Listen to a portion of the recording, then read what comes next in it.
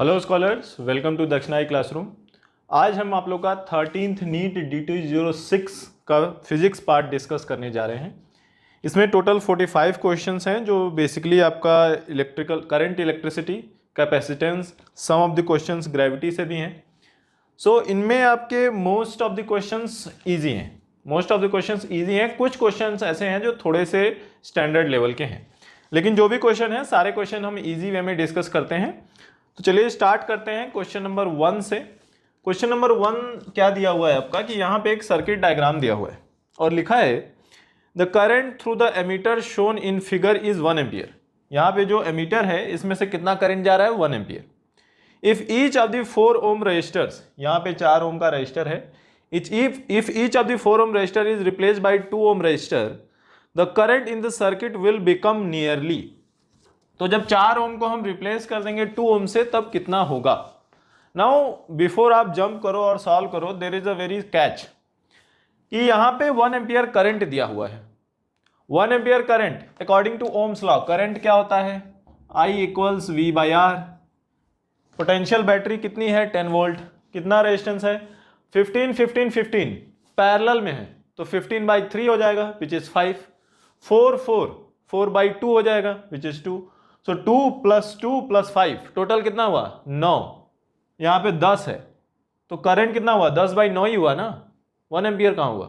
तो 1 ampere current कैसे आएगा, यहाँ पे जो बैटरी है इसका कुछ इंटरनल रेजिस्टेंस होगा या फिर ये एमीटर का कुछ इंटरनल रेजिस्टेंस होगा, दोनों में से कुछ तो होगा। मीनिंग यहाँ पे एक एक्स्ट्रा 1 ओम का रेजिस्टेंस आपको लगाना पड़ेगा, तब जाके आपका इनिशियल करंट 1 एम्पियर होगा। तो उन्होंने ये क्वेश्चन में लिखा नहीं हुआ है, दैट इज वाई ये क्वेश्चन थोड़ा सा ट्रिकी है।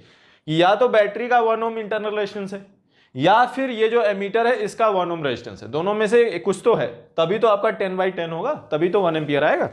नाउ तो चलो भाई ऐसा कर दिया हमने, अब क्या करें, 4 ओम को रिप्लेस कर दो 2 ओम से। चलो रिप्लेस कर दिया भाई, इसको 2 लिख दिया, इसको भी 2 लिख दिया।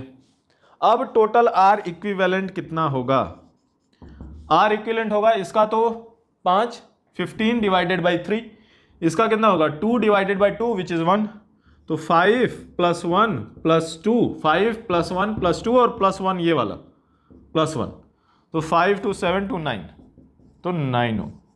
मीनिंग पहले जब 4 ओम यहाँ पे लगा था तब इक्विवेलेंट आ रहा था 10 ओम, जब 2 ओम लगा दिया तब इक्विवेलेंट आ रहा है 9 ओम। अब न्यू करंट कितना है, I dash will be 10 volt divided by 9 ohm which is 10/9 ampere. Option number 1 is the correct choice. तो बहुत आसान सा क्वेश्चन है, केवल आपको यह ध्यान में रखना है कि जो इनिशियल कंडीशन दिया हुआ है कि 1 एम्पियर करंट है, वो आपको ध्यान रखना है कि यहां पे टोटल 9 ही हो रहे थे पहले केस में, जब यहां पे 4 लगा था, तो आपको यहां पे एक एक्स्ट्रा 1 लगाना पड़ेगा, तब जाके आपका सही आएगा, अदरवाइज आपका सही नहीं आएगा। That is the trick in this question. Option number 1 is the correct choice. Okay, question number 2 यहां पे डायग्राम बना हुआ है। The reading of the volt meter is, ये सर्किट है, सर्किट में यहाँ पे 100 वोल्ट की बैटरी, 200 ओम, 300 ओम, 100 ओम, और ये वोल्ट मीटर का अपना रेजिस्टेंस 600 ओम है। आइडियल वोल्ट मीटर की रेजिस्टेंस कितनी होती है, इनफाइनाइट। आइडियल एमीटर की रेजिस्टेंस कितनी होती है, 0 होनी चाहिए, लेकिन यहाँ पे 1 ओम है। ओके, तो इस क्वेश्चन में वोल्ट मीटर का हमको रीडिंग चाहिए, तो वोल्ट मीटर की रीडिंग चाहिए, तो इस एंड के अक्रॉस जितना भी पोटेंशियल डिफरेंस आएगा वही वोल्ट मीटर की रीडिंग होगी। तो चलिए हम मान लेते हैं कि वोल्ट मीटर जो है वो इक्विवेलेंट टू 600 ओम रेजिस्टेंस है। तो यहाँ पे 600, यहाँ पे 300, इनका इक्विवेलेंट कितना आएगा, इन दोनों का इक्विवेलेंट आएगा 600 मल्टीप्लाइड बाई 300 डिवाइडेड बाई 600 + 300। यही होता है ना पैरेलल कनेक्शन में, R1 R2 divided by R1 + R2। तो ये हो जाएगा कितना आपका 200 ओम, लाइक दिस। अब तो ये दोनों का मिला के 200 हो गया, 200 + 200 + 100 टोटल कितना हुआ 500। तो करंट थ्रू द सर्किट कितना जा रहा है, ये बैटरी से कितना करंट जाएगा, current through the battery is 100 divided by 500 which is 0.2 ampere. Meaning 0.2 ampere current आपकी बैटरी से निकला। अब 0.2 निकल रहा है, ये दोनों एंड ए और end B potential difference across end A और बी कितना होगा? पोटेंशियल डिफरेंस आपको बताना है तो हम क्या लिखेंगे? V A B is equal to I times R A B, equivalent resistance across A B.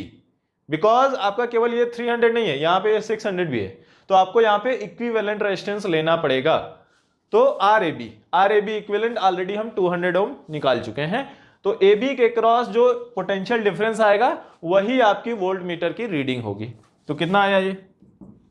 आई कितना है? 0.2 टाइम्स आर ए बी 200 हम ऑलरेडी निकाल चुके हैं, तो ये हो गया आपका 40 वोल्ट, आपका reading of the voltmeter आ गया। तो इस वोल्ट मीटर की रीडिंग कितनी है? 40 वोल्ट्स। तो इसमें आपका option number 3 is the correct choice. 40 volt is the reading of your volt meter. तो चलिए इसको आप इफ नोट करना हो तो वीडियो पॉज करके नोट कर सकते हैं, फिर आगे डिस्कस करते हैं। तो चलिए अगला क्वेश्चन नंबर 3 करते हैं। क्वेश्चन नंबर 3 में क्या दिया हुआ है कि 12 resistors each of resistance are placed along the sides of a cube. यहाँ पे आपका एक क्यूब है, क्यूब के हर साइड पे एक आर रेजिस्टेंस रखा हुआ है। The equivalent resistance between the diagonally opposite corners A and B. आपके क्वेश्चन में थोड़ा सा मिस्टेक है, बी यहाँ पे लिखा हुआ है, बट डायगोनली अपोजिट है तो एक कॉर्नर ये है, दूसरा कॉर्नर ये होगा। जैसे एक रूम है, एक कॉर्नर यहाँ पे तो दूसरा वो कॉर्नर। सो इक्विवेलेंट रेजिस्टेंस बताना है। जब डायगोनली अपोजिट है आप इसको सीरीज पैरेलल में करके नहीं कर सकते, सीरीज पैरेलल में करने जाएंगे तो बहुत मुश्किल होगी, तो हम दूसरा मेथड करेंगे। ये क्वेश्चन आपका एनसीईआरटी में भी दिया हुआ है। तो इसमें क्या है, आप लोगों ने जरूर ये क्वेश्चन कभी न कभी किया होगा। तो क्या करेंगे, यहां से हम आई करंट इंटर करेंगे। करंट आई इंटर कर रहा है यहां से, जब यहां से इंटर करेगा तो इस पॉइंट के लिए कि ये तीनों जो रजिस्टर्स हैं तीनों इक्विवेलेंट हैं, तो क्या हो जाएगा, यहाँ पे I/3 हो जाएगा, यहाँ पे भी I/3 हो जाएगा, इधर भी I/3 हो जाएगा। ऐसा सेम वे में जब आप यहाँ पे आओगे, जब यहाँ पे आओगे तो ये दोनों क्या है, इक्विवेलेंट, तो ये क्या हो जाएगा, ये I/6 हो जाएगा और यहाँ पे क्या हो जाएगा, I/6 हो जाएगा।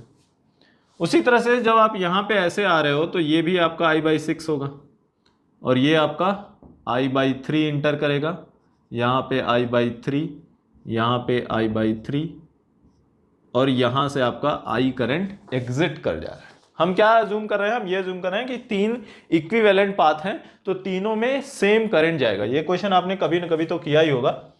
अब चलिए एक पाथ लेते हैं, कौन सा पाथ, चलिए यहाँ से लेते हैं ए से, फिर ये इधर जाएंगे, फिर ऐसे जाएंगे, फिर यहाँ ऐसे आएंगे, तो टोटल पोटेंशियल डिफरेंस इस पाथ में हमारा कितना कम होगा, चलिए वो देखते हैं। क्या होगा भाई, यहाँ से हमने इधर गए तो कितना होगा, I/3 टाइम्स R, फिर यहाँ से यहाँ गए तो कितना होगा, plus I/6 times R, plus यहाँ से यहाँ गए कितना होगा, I/3 टाइम्स R। मतलब इस A पॉइंट से B पॉइंट तक जाने में हमारा इतना पोटेंशियल डिफरेंस कम हो जा रहा है। मतलब total potential difference between point A at point B is this much.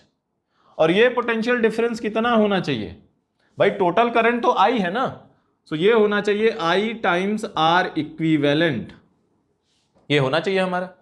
तो क्या लिखें, I/3, चलो कॉमन ले लेते हैं, I/3 कॉमन ले लिया तो यहाँ पे क्या बचा, R plus R/2 plus R, और यहाँ पे क्या है, I times R equivalent.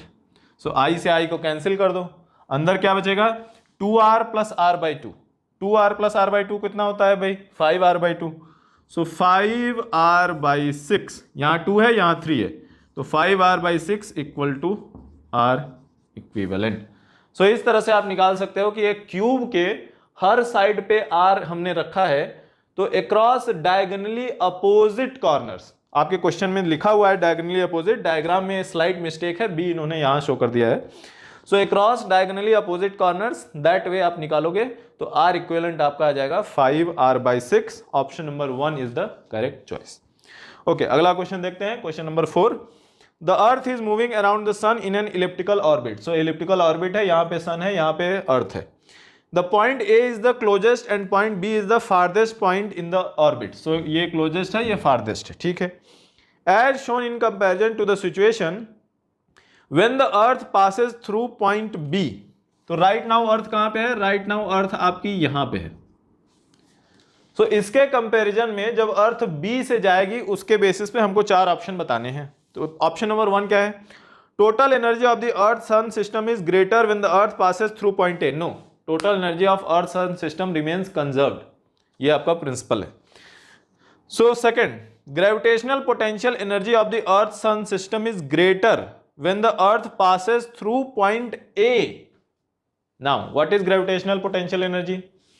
Minus of G capital M small M divided by R, where are is the distance. यहां पे डिस्टेंस क्या है? स्मॉल है। नाउ यहां पे लड़के मिस्टेक करते हैं, सारे बच्चे मिस्टेक करेंगे कि आर छोटा है तो ये मैग्नीट्यूड तो बड़ा होगा, बट वो निगेटिव वैल्यू है। तो निगेटिव में मैग्नीट्यूड बड़ा है मतलब पोटेंशियल एनर्जी क्या है? मिनिमम है, मैक्सिमम नहीं है। तो जब क्लोजेस्ट डिस्टेंस होता है तो potential energy of the system क्या होती है? मिनिमम होती है, मैक्सिमम नहीं होती। तो इन दोनों के केस में कब पोटेंशियल एनर्जी ज्यादा होगी? क्योंकि माइनस होती है, तो जब मैग्नीट्यूड कम होगा तब वो वैल्यू ज्यादा होगी। तो यहां पे पोटेंशियल एनर्जी ज्यादा होगी, ना कि यहां पे। So option number B is also wrong. What about option number 3? The kinetic energy of the Earth due to motion around the Sun is greater when it passes through point A. Yes, because potential energy is less here, so kinetic energy will be greater. So option number 3 is your correct choice. So A और B में kinetic energy यहां ज्यादा होगा, potential energy यहां ज्यादा होगा। क्यों? क्योंकि potential energy माइनस वैल्यू होती है। तो जहां मैग्नीट्यूड ज्यादा वहां एक्चुअली वो कम बोला जाएगा, क्योंकि माइनस में जितना ज्यादा रहेगा उतना ही कम होता है। अगला क्वेश्चन देखते हैं, question number 5। Altitude above earth surface at which acceleration due to gravity decreases by 0.1% is approximately। सो आपको पता हो कि acceleration due to gravity g क्या लिखते हैं हम इसको?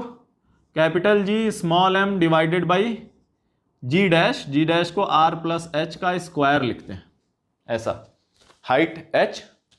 नाउ इसका अप्रोक्सीमेशन जब हम लेते हैं तो ये क्या आता है? ये आता है small g times 1 minus 2h by R, यह आता है अप्रोक्सीमेशन। ये आपने पहले से पढ़ा होगा।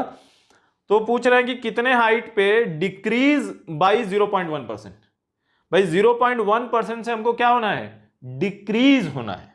तो जो निगेटिव कर रहे हैं वो 0.1% है। तो यहां पे कितना आप सब्सट्रैक्ट कर रहे हो? तो डेल्टा जी यहां पे क्या है? डेल्टा जी यहां पे क्या है? g times 2h by are, ये है आपका delta G. So delta G divided by G, ये आपका रेशियो हो गया, मल्टीप्लाइड बाई 100। ये आपका दिया हुआ है कितना है? ये आपका है 0.1। So this is equal to 0.1 which is equal to 2h by R times 100 like this. तो आपको क्या बताना है? आपको h बताना है। रेडियस ऑफ द अर्थ तो सबको पता होगा, अप्रॉक्सीमेटली 6400 किलोमीटर्स दिया होता है। इसमें दिया नहीं हुआ है, बट आप ये कंप्लेन नहीं कर सकते कि सर इसमें दिया नहीं हुआ है। Radius of the earth approximately 6400 होता है, अब सबको ये पता होना चाहिए। तो ठीक है, तो h इक्वल्स 0.1 टाइम्स 6400 किलोमीटर है, तो 10⁻³ मीटर लिख दो, डिवाइडेड बाई 2 टाइम्स 100, ऐसा। तो ये 100 ये कैंसिल हो जाएगा, आपका हो जाएगा ये 3.2 किलोमीटर्स। सो सरफेस से कितनी हाइट पे ग्रेविटी अप्रॉक्सीमेटली 0.1% कम होगी? तो 3.2 किलोमीटर ऊपर जाओगे तब। ये क्वेश्चन से आपको ये भी पता चलता है कि कितना स्लाइट वेरिएशन है। मतलब आप क्या लेते हो? आप बोलते हो कि बॉल को ऊपर फेंका और वो आप जी को कांस्टेंट लेते हो। क्यों कांस्टेंट लेते हो? क्योंकि 0.1% डिफरेंस लाने के लिए आपको 3 किलोमीटर ऊपर जाना पड़ेगा। So that is why general condition में हम स्मॉल जी को कांस्टेंट मान के करते हैं। हमारा कैलकुलेशन अप्रॉक्सीमेटली सारा डे टू डे लाइफ के लिए ठीक आता है। क्यों? क्योंकि वेरी स्लाइट वेरिएशन होता है हाइट के साथ। बहुत ऊपर जाओगे, 3 किलोमीटर ऊपर जाओगे, तब जाके 0.1% का फर्क आएगा। ठीक है, तो चलिए अगला क्वेश्चन। ठीक है, इसमें किसी को नोट करना है तो नोट कर लो, फिर हम आगे डिस्कस करेंगे। अगला क्वेश्चन करते हैं, क्वेश्चन नंबर 6। क्वेश्चन नंबर 6 में क्या दिया हुआ है? In the circuit shown in the figure the potential difference between B and C is. तो यहाँ पे सर्किट दिया हुआ है, ये पॉइंट बी है, ये पॉइंट सी है, इसके क्रॉस पोटेंशियल डिफरेंस बताना है। पॉइंट ए का 10 वोल्ट दिया हुआ है, पॉइंट ई इज ग्राउंडेड मतलब 0 वोल्ट। तो सबसे पहले तो हम ये निकाल लें कि इस सर्किट में करंट कितना होगा। करंट निकालने के लिए हमको इक्विवेलेंट ईएमएफ चाहिए और इक्विवेलेंट रेजिस्टेंस चाहिए।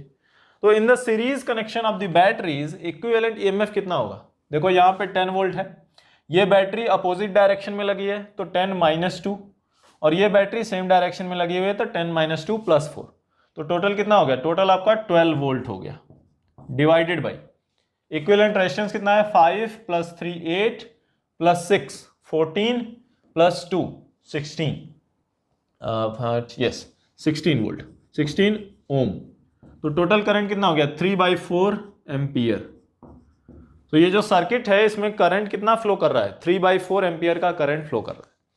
अब बैटरी ये वाली की बात करें 2 वोल्ट, बी एंड सी के बीच में ये 2 वोल्ट की बैटरी है, और यहां पे पॉजिटिव टर्मिनल में करंट इंटर कर रहा है।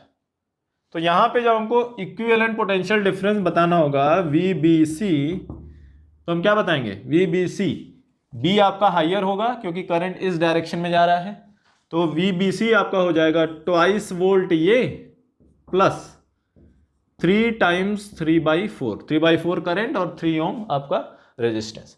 तो बी आपका हाइयर पोटेंशियल होगा, सी आपका लोअर पोटेंशियल होगा, तो दैट इज वाई हम इसको यहाँ पे प्लस कर रहे हैं।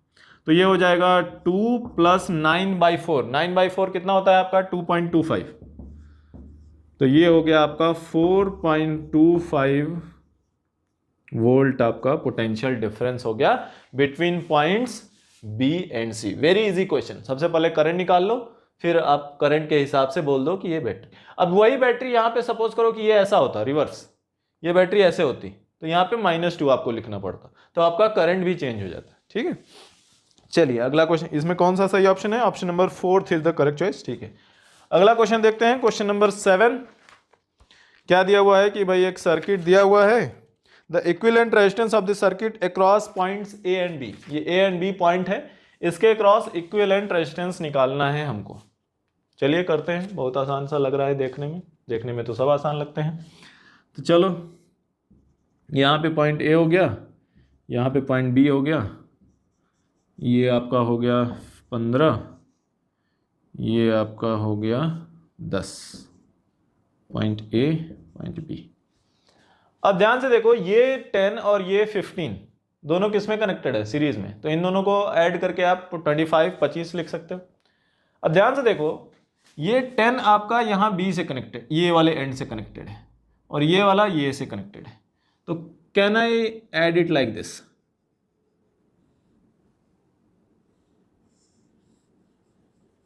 देखो हम इक्विवेलेंट सर्किट ड्रॉ करने की कोशिश कर रहे हैं ताकि आपको अच्छे से समझाया जा सके। तो ये 15 हो गया, ये 10 हो गया, देखो कोई फर्क नहीं है क्योंकि ये कंडक्टिंग वायर है ना, तो 15 को हमने यहाँ कनेक्ट कर दिया 10 के साथ, और इसको यहाँ तो कनेक्ट है ही, इसको यहाँ कनेक्ट कर दिया।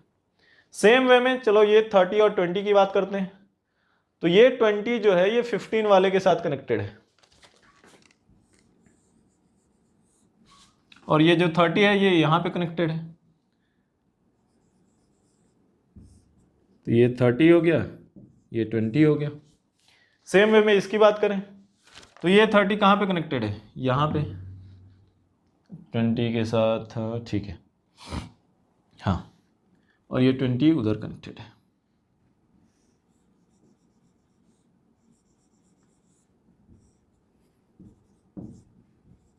Like this.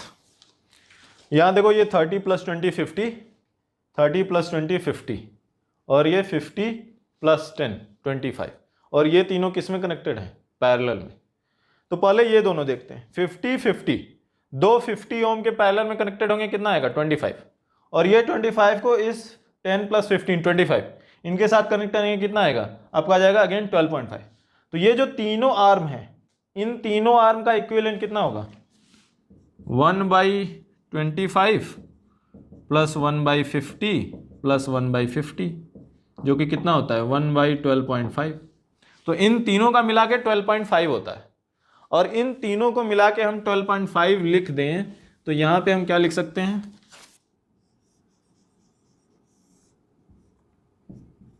12.5। अब हमको ए और बी के क्रॉस चाहिए। अब ये 10 ओम, ये 12.5 और ये 15, तीनों सीरीज में कनेक्टेड है।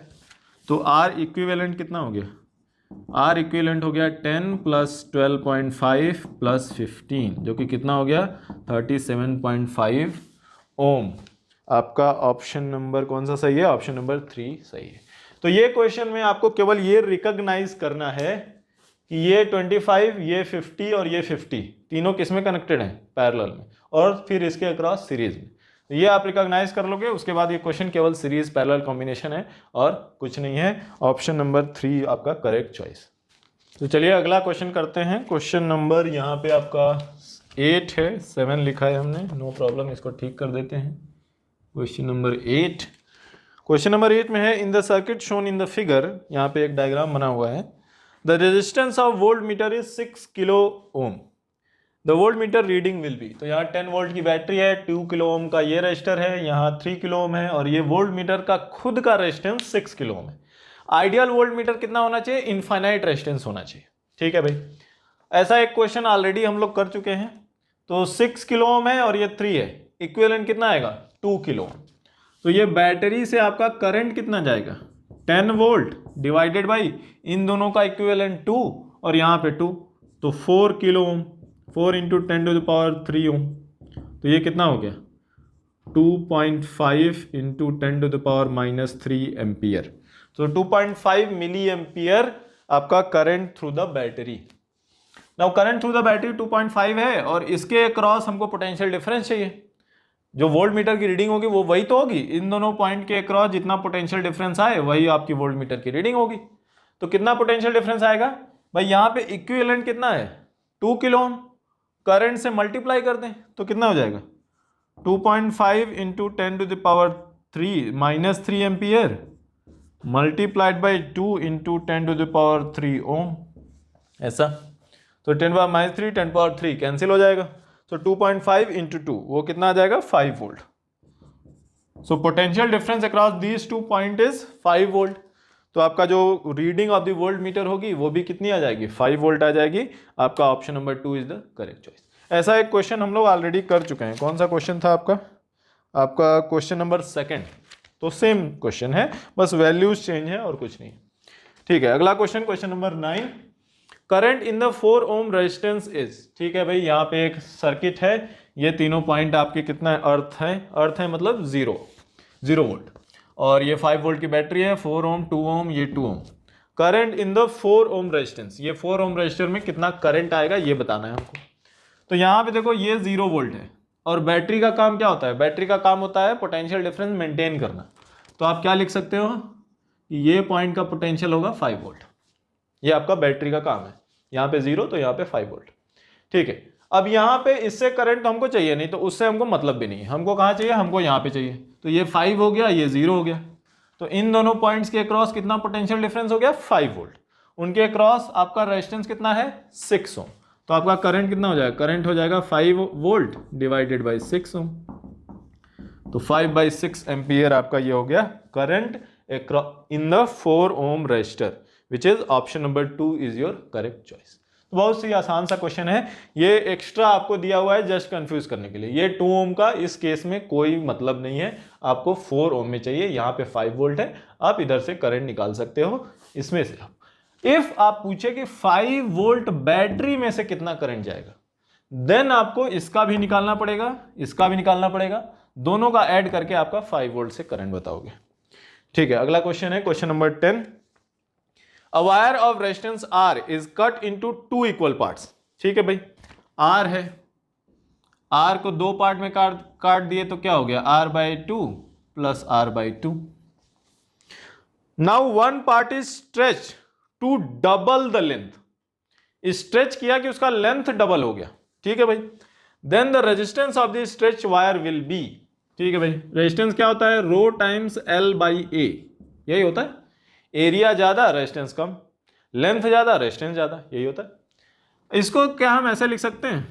रो times length times area divided by area times area. कोई प्रॉब्लम? एरिया का ऊपर और नीचे मल्टीप्लाई कर दिया, नो प्रॉब्लम। तो ये क्या हो जाएगा? Rho times volume divided by area square, ऐसा हो जाएगा, कोई दिक्कत नहीं। नाउ अब वायर को जब आप स्ट्रेच करते हो तो वॉल्यूम पे क्या फर्क पड़ता है?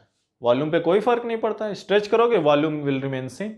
बट इफ आप लेंथ को डबल कर रहे हो, भाई वॉल्यूम तो कांस्टेंट है ना, लेंथ डबल कर रहे हो तो एरिया क्या हो जाएगा? एरिया हाफ हो जाएगा। तो यहां पे हम क्या लिखेंगे कि ये जो rho V by A square है, इसको जब आप स्ट्रेच करोगे तो क्या होगा? रो वी डिवाइडेड बाई एरिया आपका हाफ हो जाएगा। एरिया हाफ क्यों हो रहा है? क्योंकि आपकी लेंथ डबल हो जा रही है। तो क्या आ जाएगा आपका? 4 times rho V by A square like this. और ये जो rho V by A square है ये कितना है? ये r बाई 2 है। तो क्या लिखें? 4 टाइम्स r बाई 2। तो कितना हो गया? 2r हो गया। तो आपका क्या आएगा? ये पूछ रहे हैं then the resistance of the stretch wire will be, stretch wire का रेजिस्टेंस आपका कितना हो जाएगा? Twice of r। तो सिंपल है, एक वायर था, आपने 2 पार्ट में कट किया, तो ये r बाई 2, ये r बाई 2। अब ये जो r बाई 2 है इसको पकड़ के रबर बैंड की तरह खींच दिए। रबर बैंड की तरह खींच दिए तो क्या हो गया? एरिया आपका हाफ हो गया। और एरिया हाफ हो गया तो आपका जो रेजिस्टेंस होगा वो 4 टाइम्स हो जाएगा। 4 times of what? 4 times of this value. This value क्या है आपकी? r बाई 2 है। तो r बाई 2 टाइम्स 4 जो कि ट्वाइस ऑफ r। तो आपका ये जो हाफ को आपने स्ट्रेच किया था उसका रेजिस्टेंस हो जाएगा 2r। आपका option number 2 is the correct choice. अगला क्वेश्चन करते हैं, क्वेश्चन नंबर 11। क्वेश्चन नंबर 11 में क्या दिया हुआ है कि यहाँ पे एक सर्किट है। In the figure shown the current flowing through 2r is, यहाँ पे r, यहाँ पे 2r, यहाँ पे r, यहाँ पे एक बैटरी है। Let us right EMF of the battery is E, ये प्लस है, ये माइनस है। तो 2r से करंट फ्लो, नाउ क्या बताना है हमको? From left, okay, just direction बताना है, वैल्यू नहीं बतानी, ठीक है। तो डायरेक्शन बताना बहुत ही आसान है। ये प्लस है, ये प्लस, ये प्लस, यहाँ पे प्लस पोटेंशियल, ये minus minus minus minus minus, यहाँ पे माइनस पोटेंशियल। तो 2r में करंट किधर जाएगा? From plus to minus. So 2r में करंट आपका किधर जाएगा? From right to left direction, from right to left. Very easy question, इससे आसान क्वेश्चन नहीं होगा कोई।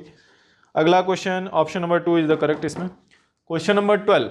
क्वेश्चन नंबर 12 में दिया हुआ है कि equivalent resistance between A and B will be. एक डायग्राम है, इक्विवेलेंट रेजिस्टेंस बताना है, देखते हैं। नाउ 3 ओम 4 ओम, 3 ओम 4 ओम, तो ये आपका कैसा है? व्हीटस्टोन ब्रिज है। तो व्हीटस्टोन ब्रिज में ये जो 2 ओम लगा हुआ है इसमें से कोई करंट पास नहीं करेगा, तो इसको चलो इरेज कर देते हैं। सेम वे में यहाँ भी 3:4 रेशियो सेम है, तो यहाँ भी क्या कर देंगे? ये 2 ओम से कोई करंट पास नहीं करेगा, तो इसको भी हटा दो। तो ये हो गया आपका। अब ये क्या है? 7 ohm 7 ohm 7 ohm, 3 7 ohm resistors are connected in parallel. तो कितना हो जाएगा? R equivalent is equal to 7 divided by 3 ohm, क्योंकि 3 7 ओम रेजिस्टेंस पैरेलल में है, तो 7/3 is your equivalent resistance. Very easy question. Just आपको ये ध्यान देना है, ये आपको रिकॉग्नाइज करना पड़ेगा कि ये व्हीटस्टोन ब्रिज के स्ट्रक्चर में है, तो ये यहाँ पे जो 2 ओम लगे हुए थे उनमें से कोई करंट नहीं पास करेगा। एंड इफ उनमें से कोई करंट पास नहीं करता है तो इक्विवेलेंट रेजिस्टेंस निकालने में उनकी कोई जरूरत नहीं है। तो हम क्या करेंगे? उनको इरेज कर देंगे, हटा देंगे। उनको चाहे आप रखो चाहे हटा दो, आपके सर्किट पे कोई भी फर्क नहीं पड़ेगा। ओके, अगला क्वेश्चन देखते हैं, question number 13। Find the potential difference between points x and y। ठीक है भाई, कहाँ पॉइंट x एंड y है?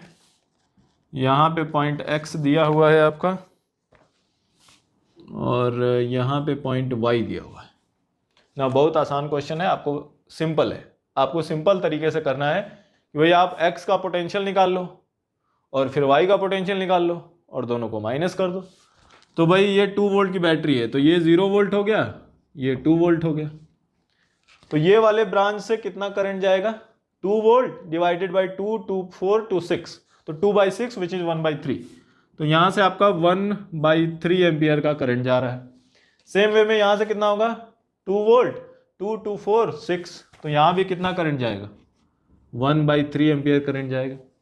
तो पोटेंशियल ऑफ x कितना होगा? पोटेंशियल ऑफ x होगा 2 minus of 2 times 1/3 according to Kirchhoff's law. So 2 minus 2 ohm current, 2 ohm resistance, 1/3 current, तो 2 minus 2/3 which is how much? 6, 2, 4, 4/3. So potential of x is 4/3. What about potential of y? Potential of y is 2 minus of 1/3 times 4. So 2 minus 4 times 1/3 which is 2/3 volt. So potential of x is how much? 4/3. Potential of y is 2/3. तो कौन सा ज़्यादा है? x ज़्यादा है। तो potential of x y, तो v x y, हाँ, potential difference between x and y, correct. So Vxy is nothing but 4/3 minus 2/3 which is 2/3 volts, जो कि आपका कौन सा ऑप्शन है? Option number 1 is the correct choice. Very easy way में solve करना है, आपको कॉम्प्लिकेट नहीं करना है, ज़्यादातर क्वेश्चन बहुत ही आसान से। तो चलिए अगला क्वेश्चन करते हैं, question number 14 here. Question number 14 में क्या दिया हुआ है? यहाँ पे एक सर्किट है, for the network of resistance shown in the figure find the equivalent, okay, the equivalent resistance of the network between the points A and B is 18। ठीक है, तो पॉइंट ए है, पॉइंट बी है, दोनों के बीच में इक्विवेलेंट ऑलरेडी 18 दिया हुआ है। The value of unknown resistance R, तो यहाँ पे एक अननोन रेजिस्टेंस आर है जिसकी वैल्यू हमको निकालनी है, कोई प्रॉब्लम नहीं। यहाँ पे ये 10 है, ये 10 है, और ये दोनों 10 आपस में कैसे हैं? पैरेलल। तो दोनों को हटा के हम क्या लिख दें? 10/2 विच इज 5। तो यहाँ पे हमने क्या किया? इन दोनों को हटा दिया और यहाँ पे इक्विवेलेंट लिख दिया 5। और ये 10 और ये 5 दोनों किस में है? सीरीज में है। तो क्या करो, एक को हटा दो और यहाँ पे इक्विवेलेंट कितना हो जाएगा? 15। अब ध्यान से देखो, ए और बी के क्रॉस रेजिस्टेंस की बात हो रही है। नाउ ए और बी के क्रॉस जब आप रेजिस्टेंस की बात कर रहे हैं, ध्यान से देखो, ये 15 और ये 10, 15 ये पॉइंट, ध्यान से देखो, दोनों 15 और 10 किस में है? पैरेलल में है। तो 15 और 10 जब पैरेलल में आप कनेक्ट करोगे तो कितना मिलेगा? 15 times 10 divided by 15 plus 10, 150 divided by 25 which is 6 ओम। तो इन दोनों को मिला के आप क्या लिख सकते हो? यहाँ पे एक 6 ओम अटैच कर सकते हो। कैसे? क्या करो कि भाई यहाँ पे ये ऐसे डायरेक्ट कनेक्टेड था, तो क्या करें, यहाँ पे 6 ओम का ऐसे कनेक्टेड कर दें और ये ऐसे हो गया डायरेक्ट। अब ये 6 + 10 किस में है? सीरीज में है। तो 6 + 10 को सीरीज में करोगे कितना आएगा? 16 ओम आ गया। अब ये 16 और ये R किस में है? पैरेलल में, और वो जो भी आएगा वो 10 के साथ सीरीज में होगा। तो टोटल कितना होगा? 10 + 16 और R किस में है? पैरेलल में। तो 16 times R divided by 16 + R, और ये टोटल कितना है? 18 ओम आपके क्वेश्चन में दिया हुआ है। तो ये 18 - 10 8, तो 16 times R equals 16 times 8 + 8R। So 8R equals 16 times 8. So R equals 16 ओम। तो आपका जो अननोन रेजिस्टेंस था वो कितना आ गया? 16 ओम आ गया। Option number 3 is the correct choice. तो आपको बस कुछ नहीं करना है, सीरीज पैरेलल का यूज करके आपको अपना सर्किट को सिंप्लीफाई कर लेना है और उससे आपका रिजल्ट आ जाएगा 16 ओम, ऑप्शन नंबर 3। ओके, अगला क्वेश्चन, क्वेश्चन नंबर 15। क्या दिया हुआ है कि एक सर्किट है, find the equivalent resistance between points x and y। तो भाई ये इक्विवेलेंट है, ये सर्किट है, x और y के बीच में निकालना है। ठीक है, देखते हैं। तो सबसे पहली बात तो ये 30 ओम, 30 ओम के अक्रॉस हमने एक कनेक्शन किया है, मतलब जो सारा का सारा करंट होगा वो 30 के पास में जाएगा ही नहीं, वो इधर से फ्लो हो जाएगा। मीनिंग ये 30 ओम आपका यूजलेस है, ये 30 ओम आपका सर्किट में काउंट नहीं होगा। 30 ओम आप रखो चाहे ना रखो कोई फर्क नहीं पड़ता। नाउ 30 30 30, तीन 30 ओम किस में कनेक्टेड है? पैरेलल में। तो इक्विवेलेंट कितना होगा? 30 डिवाइडेड बाई 3। तो 30 डिवाइडेड बाई 3 कितना हो गया? तीनों को हटा के क्या करें? यहाँ पे एक इक्विवेलेंट 10 ओम लिख दें ऐसा। अब फिर यहाँ पे ये 10 वाला देखो क्या है, एक डायरेक्ट कनेक्शन है, तो सारा का सारा करंट इधर से चला जाएगा, ये 10 ओम की कोई ज़रूरत ही नहीं है। तो ये 10 ओम भी आपके पास क्या पड़ा है? बेकार पड़ा है, इसको भी हटा दो। कोई फर्क नहीं पड़ेगा सर्किट में, सारा करंट इधर से जा रहा है। तो ये 20 + 10 30, 20 + 10 30, और ये दोनों 30 30 एक्स और वाई के क्रॉस किस में कनेक्टेड है, पैरेलल में। तो इक्विवेलेंट कितना हो गया, आर इक्विवेलेंट हो गया आपका 30, दो 30 ओम पैरेलल में कनेक्टेड है, 30/2 विच इज 15 ओम। तो एक्स और वाई के क्रॉस इक्विवेलेंट कितना आ रहा है आपका 15 ओम। और हाँ ठीक है, तो एक्स और वाई ये रहा आपका। कौन सा ऑप्शन है, option number 3 is your correct choice. यहाँ पे ऐसे आप कर सकते हो। तो बहुत ही आसान है, आपको कुछ करना नहीं है, आपको बस सीरीज पैरेलल रिकॉग्नाइज करना है कि कहाँ पे सीरीज है कहाँ पे पैरेलल है, वो आपने रिकॉग्नाइज कर लिया, आसान हो गया। और इस क्वेश्चन में थोड़ा सा ट्रिकी ये था कि यहाँ पे 30 के क्रॉस डायरेक्ट कनेक्शन है, और जब डायरेक्ट कनेक्शन है तो ये जो यहाँ पे रेजिस्टेंस था उससे कुछ जाएगा ही नहीं, कुछ जाएगा ही नहीं, तो वो रेजिस्टेंस का सर्किट में कोई यूज नहीं है, कोई यूज नहीं है तो उसको हटा दो। उसी तरह से यहाँ 10 वाला, उसका कोई यूज नहीं था तो उसको हटा दिया हमने। ठीक, अगला क्वेश्चन 16। क्वेश्चन नंबर 16 में क्या दिया है, find the equivalent resistance between points X and Y. Easy, तो इक्विवेलेंट निकालना है, एक्स और वाई इधर है। थोड़ा सा सिंप्लीफाई करते हैं इसको ताकि आपको दिख जाए, वाई को इधर कर दो, एक्स को इधर कर दो, ऐसे। अब आपको दिख रहा है डायरेक्टली कि ये 10 10 20, ये 20 और दोनों पैरेलल में है। सो 20 एंड 20 पैरेलल में है, तो इक्विवेलेंट कितना हो गया 20/2, 10 ओम आपका इक्विवेलेंट रेजिस्टेंस हो गया between points X and Y, जो कि आपका option number 1 is the correct choice. इतना आसान क्वेश्चन है, इससे आसान क्वेश्चन कहाँ मिलेगा, बहुत आसान। अगला क्वेश्चन करते हैं, क्वेश्चन नंबर 17। क्वेश्चन नंबर 17 में अगेन एक सर्किट दिया हुआ है और इक्विवेलेंट रेजिस्टेंस पूछ रहे हैं between points X and Y. बहुत ही आसान सा क्वेश्चन है, ऐसा क्वेश्चन हम लोग ऑलरेडी आई थिंक पिछले पेपर में ही कर चुके हैं। क्या करना है आपको, एक साइड से सीरीज पैरेलल लगाना शुरू करिए। ये आर और यहाँ पे आर, दोनों आर मिलके क्या हो जाएंगे सीरीज में, सीरीज में 2R, और वो 2R ये 2R के साथ किस में कनेक्टेड है, पैरेलल में। सो दोनों 2R मिलके क्या बचेगा, R।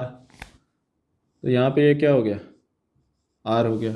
अब ये वाला R और ये वाला R किस में कनेक्टेड है, सीरीज में, तो ये 2R हुआ।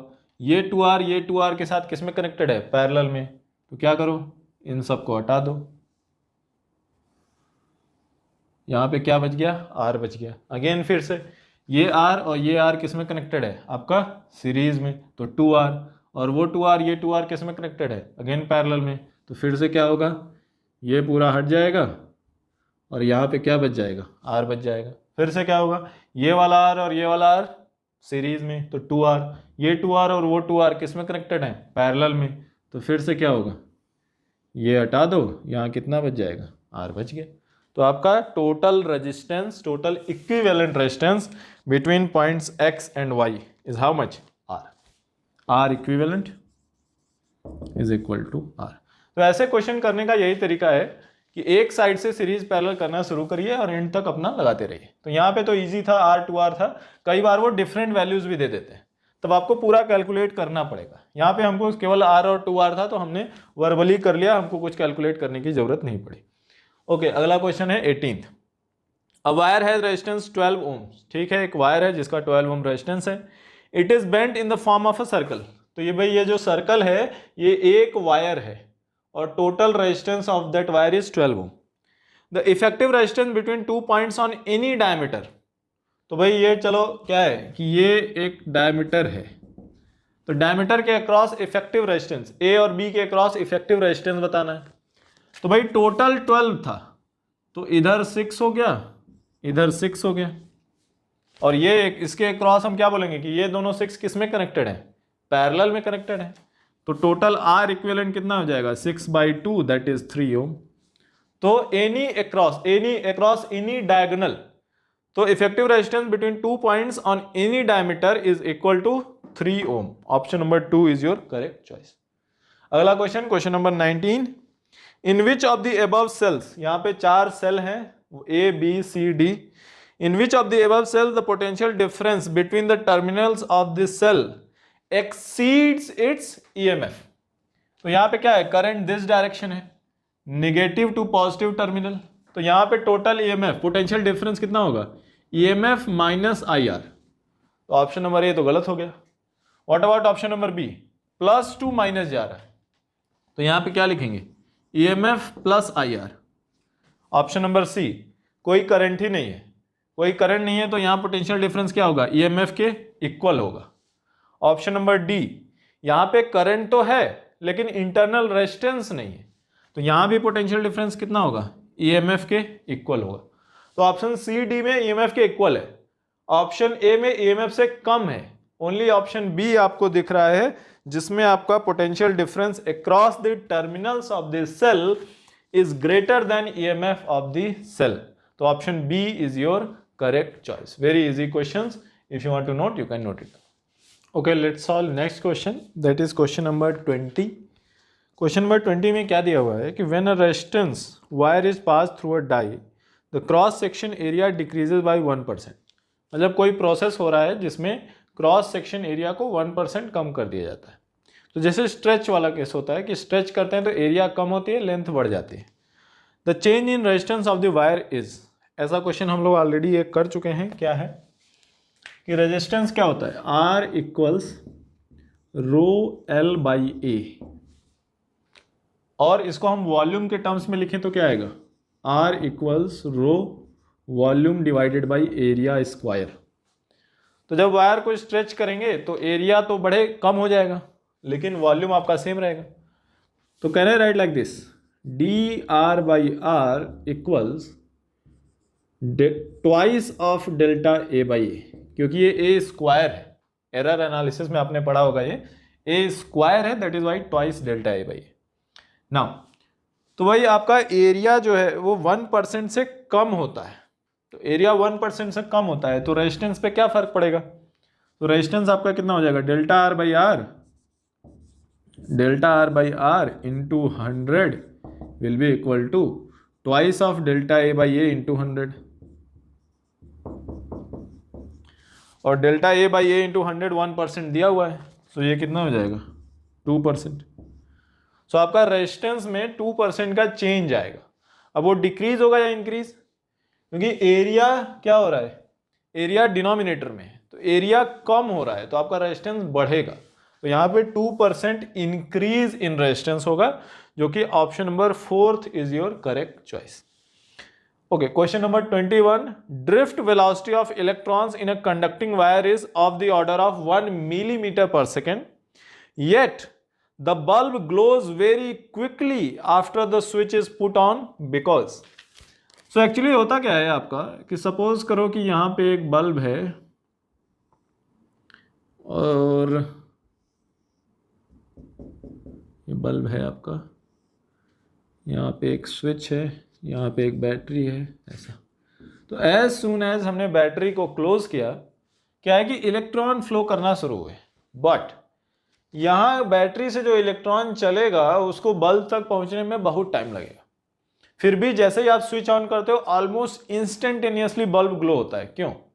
वो इसलिए कि यहाँ पे जो इलेक्ट्रिक फील्ड जनरेट होती है उसकी वजह से बल्ब आपका ग्लो होता है, और electric field is very high.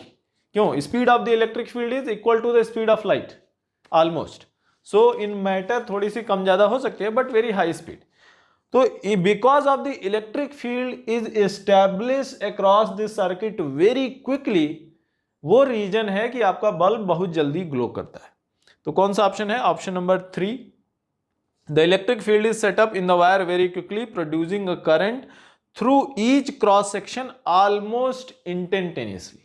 So even though जो बैटरी से आपका इलेक्ट्रॉन चला है उसको बल्ब तक पहुंचने में बहुत टाइम लगेगा, but all of the electrons across this wire they instantaneously are in motion because of the field, and that is why your bulb glows almost instantaneously.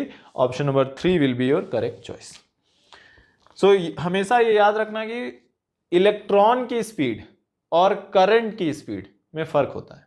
Electron की स्पीड आपकी दी हुई है कितनी, 1 मिलीमीटर पर सेकेंड, और जो electric current की speed होगी वो almost equal to magnetic field setup होने की speed, and that is almost equal to c, which is speed of light. So question number 22, in the given circuit the point A is 9 volt higher than point B, choose the correct alternative. ठीक है भाई, point A is 9 volt higher than point B। तो ये battery है जिसका 6 volt आपका EMF है, 1 ओम internal resistance है, and if you remember just हमने एक क्वेश्चन सॉल्व किया था कि किस केस में आपका potential difference across the battery is higher than EMF. वो कब होता है? जब current through the battery is in opposite direction, meaning plus to minus like this inside the battery. So पहली बात यह कि आपका करंट ऐसे जा रहा है, कितना होगा? Potential difference is nothing but EMF plus IR in this case. तो ये 9 वोल्ट है, that is equal to EMF 6 plus I times R which is 1। So I equals to 3 ampere. तो ये जो करंट है वो कितना है? 3 एम्पियर। ओके, तो 3 एम्पियर करंट है। अब आप कर सकते हो कैसे? 24 plus 15, 24 plus 15 is how much? 34 plus 5 39, 39 minus 6 36। तो टोटल इक्विवेलेंट बैटरी कितनी है? 33। ओके, 33 और टोटल रेजिस्टेंस कितना है? 2 plus 1 plus 1 4 plus R. So 33 divided by 4 plus R, that is your current. और करंट हमको यहां से 3 एम्पियर ऑलरेडी पता है, तो ये हो गया आपका 11 equals to R plus 4। So R equals 7 ohm. तो आपका ये जो अननोन रेजिस्टेंस है वो कितना है? 7 ओम। ठीक है, क्वेश्चन नंबर 23 यहां पे। Question number 23, 2 cells of EMF E1 and E2 where E2 is less than E1. Okay, E2 is less than E1. ठीक है, are joined as shown in the figure. When a potentiometer is connected between X and Y, it balance for 300 centimeter length against E1. So let us assume that potential gradient of potentiometer Y. What is potential gradient? Potential drop per unit length. So let us say that potential gradient is lambda volt per centimeter. So lambda volt per centimeter, that is the potential gradient of your potentiometer. So if EMF E1 balances against 300 centimeter length of potentiometer wire, then what I can write? I can write E1 equals to 300 multiplied by lambda potential gradient. आगे लिखा हुआ है on connecting the same potentiometer wire between the points X and Z. पहले X and Y के बीच में connect किया था, अब X and Z के बीच में कनेक्ट कर रहे हैं. It balances for 100 centimeter length against E1 and E2. तो X और Z के बीच में कनेक्ट करेंगे तो टोटल EMF कितना होगा? E1 minus E2. So E1 minus E2 is equal to 100 times lambda. Then the ratio of E2 by E1. E2 by E1 निकालना है, differentiate, no, divide. So E1 minus E2 divided by E1 equals to 100 into lambda divided by 300 into lambda. Lambda lambda cancel. So 1 minus E2 by E1 equals 1 by 3. तो यहाँ से आपको मिल जाएगा E2 by E1 equals 2 by 3. So आपका E2 by E1 आपका 2 by 3 हो गया. Potentiometer का क्वेश्चन है, बहुत ही आसान सा क्वेश्चन है. आपको ये कॉन्सेप्ट पता होना चाहिए. पोटेंशियल ग्रेडियंट क्या होता है, बैटरी को आप बैलेंस कैसे करते हैं, ये आपको पता होना चाहिए, तभी आप उसको कर पाओगे. तो आसान तो नहीं कहेंगे बट सॉल्वेबल क्वेश्चन है, बहुत डिफिकल्ट नहीं. Let's solve next question, that is your question number 24. Question number 24 आपका कैपेसिटर के बेसिस पे है. A capacitor of capacitance C1 is charge to a potential V and then battery is disconnected. तो भाई यहाँ पे एक कैपेसिटर दिया हुआ है C1 को V बैटरी से हमने V वोल्ट तक चार्ज कर दिया, देन बैटरी को डिस्कनेक्ट कर दिया. उसके बाद क्या दिया हुआ है? Now the capacitor is connected to an uncharge capacitor of capacitance C2. ठीक है भाई, यहाँ पे एक अनचार्ज कैपेसिटेंस ऐड कर दिया जो कि कितना है? C2. Then what will be the common potential of the combination. तो भाई जब आपने कैपेसिटर को डिस्कनेक्ट किया था C1 को, तो आपने उसको चार्ज करके डिस्कनेक्ट किया था. ठीक है, तो क्या होता है चार्ज ऑन द कैपेसिटर? क्या होता है? Q is equal to CV like this.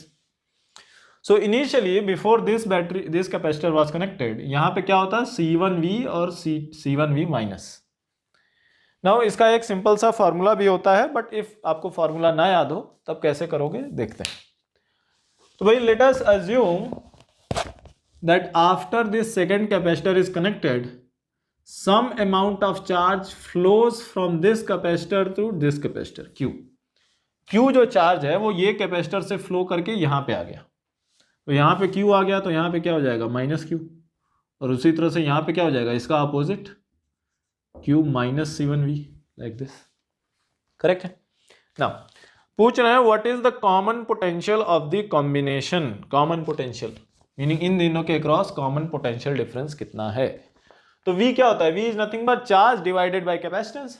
So C1V minus Q divided by capacitance which is C1, that should be equal to Q divided by C2, like this.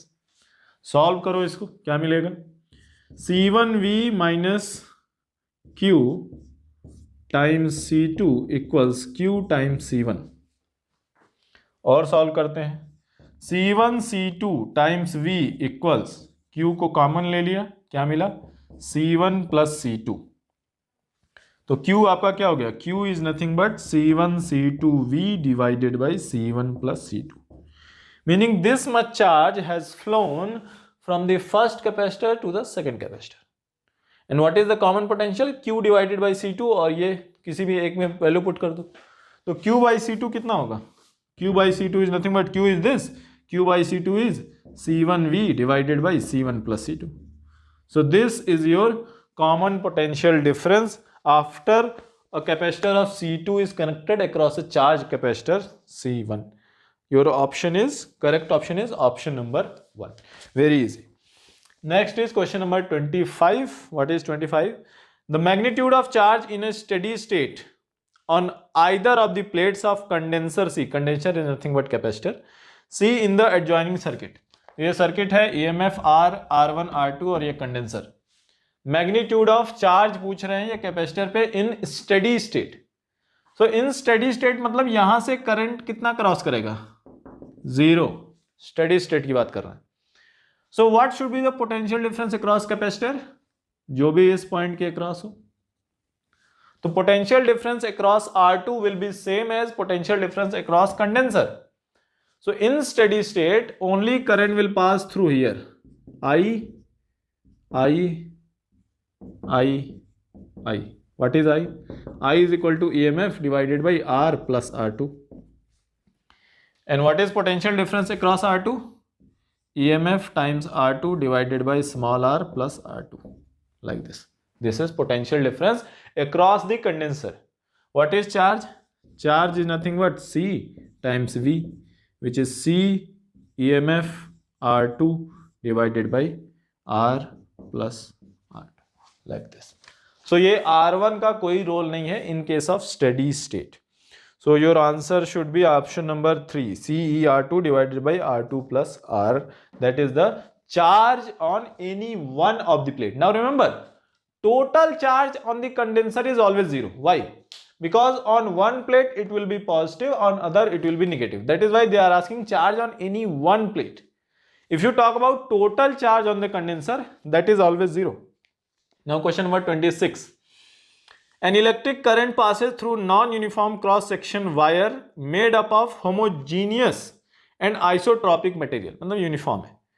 If the JA and JB be the current densities at and EA and EB be the electric field intensities at A and B respectively, then तो बहुत ही आसान question है। In case of, ये theoretical question है, in case of a non uniform wire, meaning जिसका cross section non uniform हो, मतलब एक जगह ज्यादा है एक जगह कम है, तो करंट तो हमेशा सेम रहेगा, current is always same throughout the wire.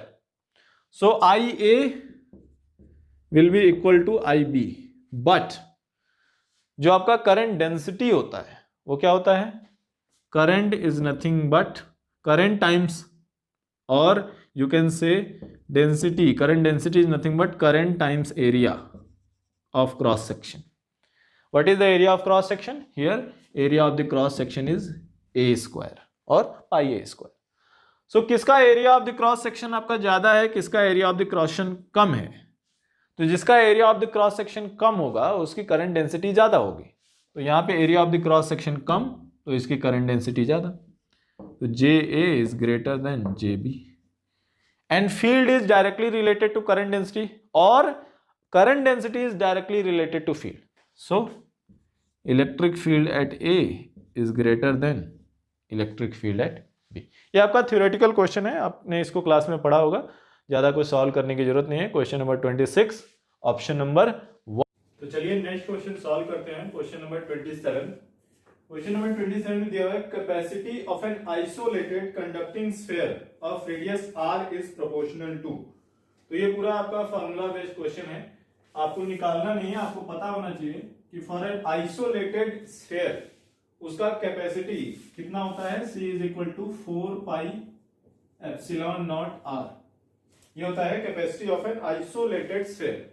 तो यहाँ पे आपका C is proportional to r, जो कि आपका ऑप्शन नंबर 4 दिया हुआ है, that is the correct answer.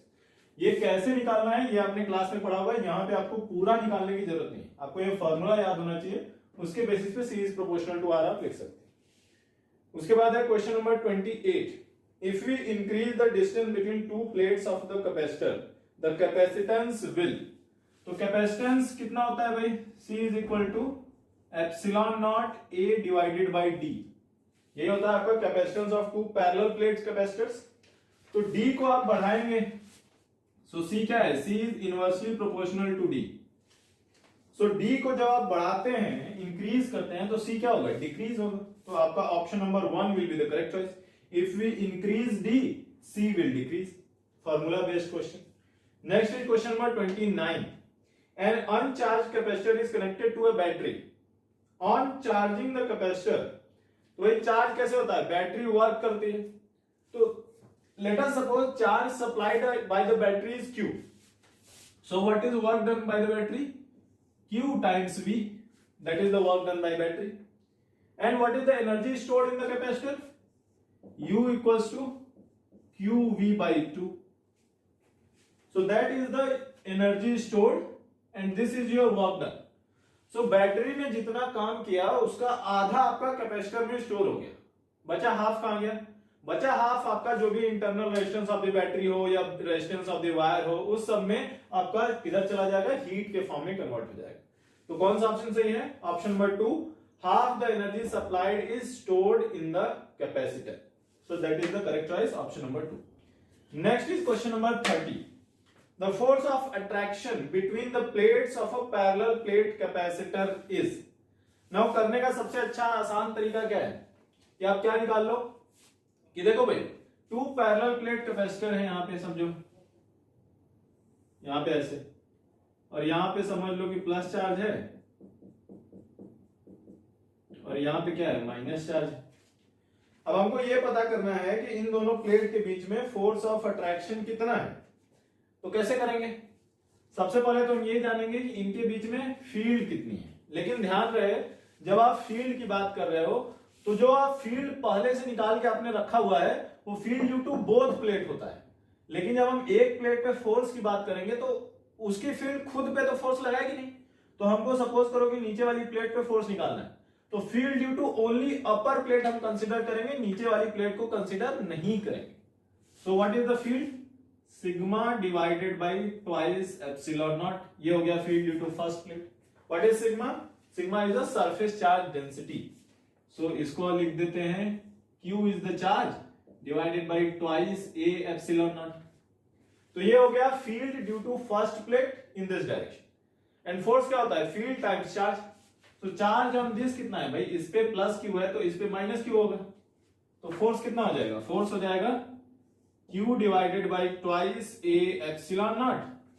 ये हो गया आपका तुम्हारा फील्ड मल्टीप्लाइड बाई Q. तो ये कितना आ गया, Q square divided by twice A epsilon naught. तो आपको ये फॉर्मूला याद भी ना हो फिर भी आप कर सकते हैं, Q square divided by twice A epsilon not, that is option number 1. Now एक चीज इसमें दिया हुआ है 2 एप्सिलॉन नॉट A K दिया हुआ है. K का मतलब ये जो अभी हमने क्या माना है कि यहाँ पे वैक्यूम है, वैक्यूम है तो आपको कोई भी कांस्टेंट लगाने की जरूरत नहीं है, कोई भी डाइलेक्ट्रिक कांस्टेंट आप नहीं लिखेंगे.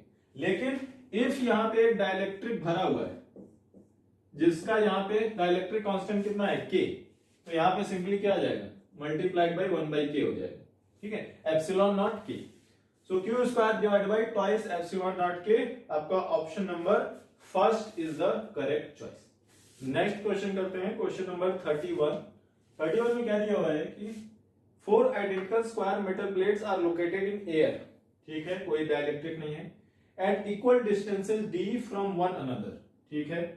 The area of each plate is equal to S, find the capacitance of this system between points A and B if the plates are interconnected as shown in the figure. तो यहां जो plates हैं interconnected हैं, ए और B के बीच में हमको इक्विवेलेंट चाहिए। तो लेट अस नंबर देम 1 2 3 4, ये फर्स्ट प्लेट, ये सेकंड प्लेट, ये थर्ड, ये फोर्थ। अब ए और बी के बीच में चाहिए, तो चलो एक साइड में ए बना देते हैं, यहां पे हो गया पॉइंट ए। अब ध्यान देखो, एक से एक कैपेसिटेंस यहां मिलेगा, दूसरा यहां मिलेगा, और एक 3 ये है, टोटल 3 कैपेसिटर्स बनेंगे। तो प्लेट नंबर 2 और प्लेट नंबर 1 के बीच में एक कैपेसिटेंस है, तो उसको चलो यहां बना देते हैं, प्लेट नंबर 2 और प्लेट नंबर 1, 2 और 1। उसके बाद फिर क्या है, 2 और 3 के बीच में एक कैपेसिटेंस है, ठीक है भाई, 2 और 3, ये 3 हो गया, ये 2 हो गया। अभी क्या है कि यहां पे 3 और 4 के बीच में एक है, तो इनको ऐड कर दिया यहां पे, और 3 और 4 के बीच में एक बना दिया, ये हो गया। और 4 क्या है, बी से कनेक्टेड है, तो ये बी हो गया। तो ये हो गया आपका equivalent circuit for this arrangement of capacitance.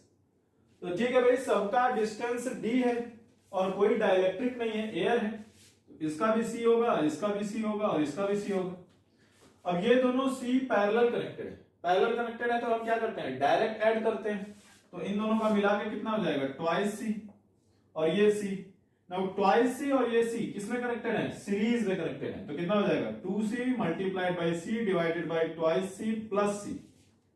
तो 2c square divided by 3c, that will be equal to 2/3 times capacitance C. अब c कितना है भाई, c है इनके बीच का capacitance, which is how much, epsilon naught a by d। तो ये हो गया आपका 2/3 एप्सिलॉन नॉट, और एरिया को उन्होंने s लिखा है, so no problem, 2/3 epsilon naught s by d। So that is your option number 1 is the correct. तो जब भी ऐसा क्वेश्चन आए आप उसको इक्विवेलेंट सर्किट बना के इजीली निकाल सकते हैं। तो यहाँ पे आपका 2/3 epsilon naught a by d हो गया। कुछ नहीं किया हमने, बस ये जो अरेंजमेंट है इसका इक्विवेलेंट सर्किट निकाल लिया, वो आपका आ जाएगा। ठीक है, आगे करते हैं क्वेश्चन नंबर 32। क्या दिया हुआ है, when air in a capacitor is replaced by a medium of dielectric constant k। ठीक है भाई, एक कैपेसिटर है C, epsilon naught a by d। अब एयर को हम डाइलेक्ट्रिक कांस्टेंट k से रिप्लेस कर दें, तब कितना होगा, C dash will be equal to k times epsilon naught a by d। तो क्या हो गया, C dash is nothing but k times C। तो C डैश जो है, जो कैपेसिटेंस है, वो क्या हो रहा है, इंक्रीज हो जा रहा है। सो कैपेसिटेंस इंक्रीजेस k टाइम्स। सो आपका option number 2 will be the correct choice. Next is question number 33। The energy stored in a condenser of capacity C which has been raised to a potential V is given by। ये formula based question है, इसमें कुछ नहीं करना है। Question number 33 आपको पता है, energy stored is nothing but half CD square, यही आपका आंसर है, ऑप्शन नंबर 2। जस्ट फॉर्मूला लिख देना, कुछ नहीं है, इतना आसान क्वेश्चन, न्यूमेरिकल भी नहीं है। Question number 34। 8 identical resistances each of 15 ohm are connected along the edge of a pyramid। एक पिरामिड है, उसके चारों तरफ ये 4 ये जो गए, नीचे के 4 हो गए 8। having pyramid having square base as shown, the equivalent resistance between A and D is। तो A और D के बीच में हमको इक्विवेलेंट चाहिए। नाउ इसको करने के 2 तरीके हो सकते हैं, या तो हम इधर से करेंगे, इंटर करें, इधर से एग्जिट करें और फिर निकालें, और इसको आप ध्यान से देखो तो ये सर्किट आपका ऐसे भी बन सकता है। ये बेस ऑफ द पिरामिड हो गया, उसके बाद 4 रजिस्टर कनेक्टेड है ऐसे। आप उसको टॉप से देखोगे तो कैसा दिखेगा, ऐसा ही तो दिखेगा, एकदम टॉप से देखो, ये टॉप हो गया, ये बेस हो गया, 4 रजिस्टर्स कनेक्टेड है। अब ध्यान से देखिए, जब आप ए और बी के डी के बीच में निकाल रहे हैं तो आपको क्या दिख रहा है, यहां से जब भी करंट जाएगा इधर और यहां से इंटर करेगा, ये क्या है, आपको यहां से दिख रहा होगा कि यहां से जब करंट आएगा, यहां से सेम अमाउंट ऑफ करंट होगा, तो यहां से जितना करंट इधर जाएगा यहां से उतना ही इधर जाएगा। मीनिंग यहां पे जो कनेक्टेड है, कनेक्टेड का कोई मतलब नहीं है। मीनिंग यहां से करंट इसमें पूरा चला जाएगा, ये नहीं कि इसमें रीडिस्ट्रीब्यूट हो जाए, क्योंकि वो सिमिट्री है। सिमिट्री की वजह से इफ हम इसको ऐसे हटा के ऐसे बना दें, मतलब बीच का कनेक्शन हटा दें, फिर भी हमको कोई फर्क नहीं पड़ेगा, तब भी आपका सर्किट क्या रहेगा, एज इट इज रहेगा। बट अब हमारा लिए करना इसको आसान हो गया। कैसे? मान लेते हैं सबको आर, ये आर, ये आर, यहाँ पे आर, ये भी आर, ये भी आर, ये भी आर, ये भी आर, ये भी आर। तो ये कितना हुआ, R R, two R, two R के साथ आर लगा दिया आपने, कितना हो गया, 2r/3। तो इसको मिटा दे के यहाँ पे क्या लिखते हैं, 2r/3 लिख दें। इसको हटा दो और यहाँ पे लिख दो 2r/3। सेम वे ये 2r ये r, तो इसको मिटा दो और यहाँ पे लिख दो 2r/3। अब ये क्या है, 2r/3 और ये r किस में है, सीरीज में। तो कितना होगा, 2r + 2r/3 which is 8r/3। और ये कितना है, 2r/3। और ये 8r/3 और ये 2r/3 दोनों किस में कनेक्टेड है, पैरेलल में। सो 8r/3 multiplied by 2r/3 divided by 8r/3 plus 2r/3। तो कितना हो जाएगा, 16/9, 16/9 मल्टीप्लाइड बाई, करेक्ट है 16/9, ठीक है, मल्टीप्लाइड बाई 3/10। तो ये कितना हो गया आपका 16, 1.6 डिवाइडेड बाई 3, करेक्ट, 1.6 बाई 3 और 16/3। तो ये आपका आ गया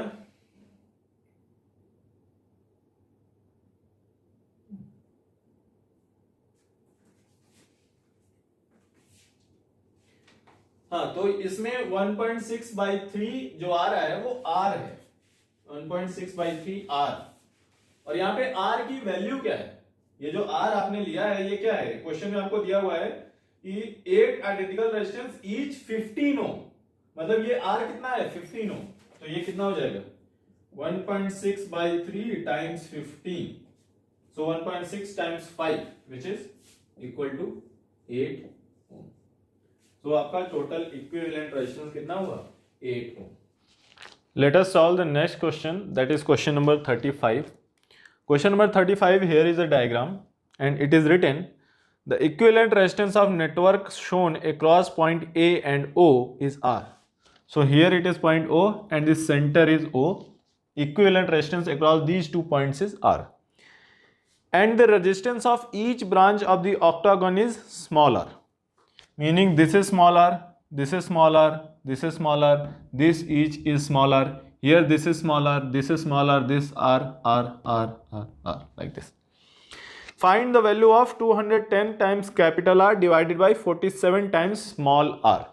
Okay, now how do we do this?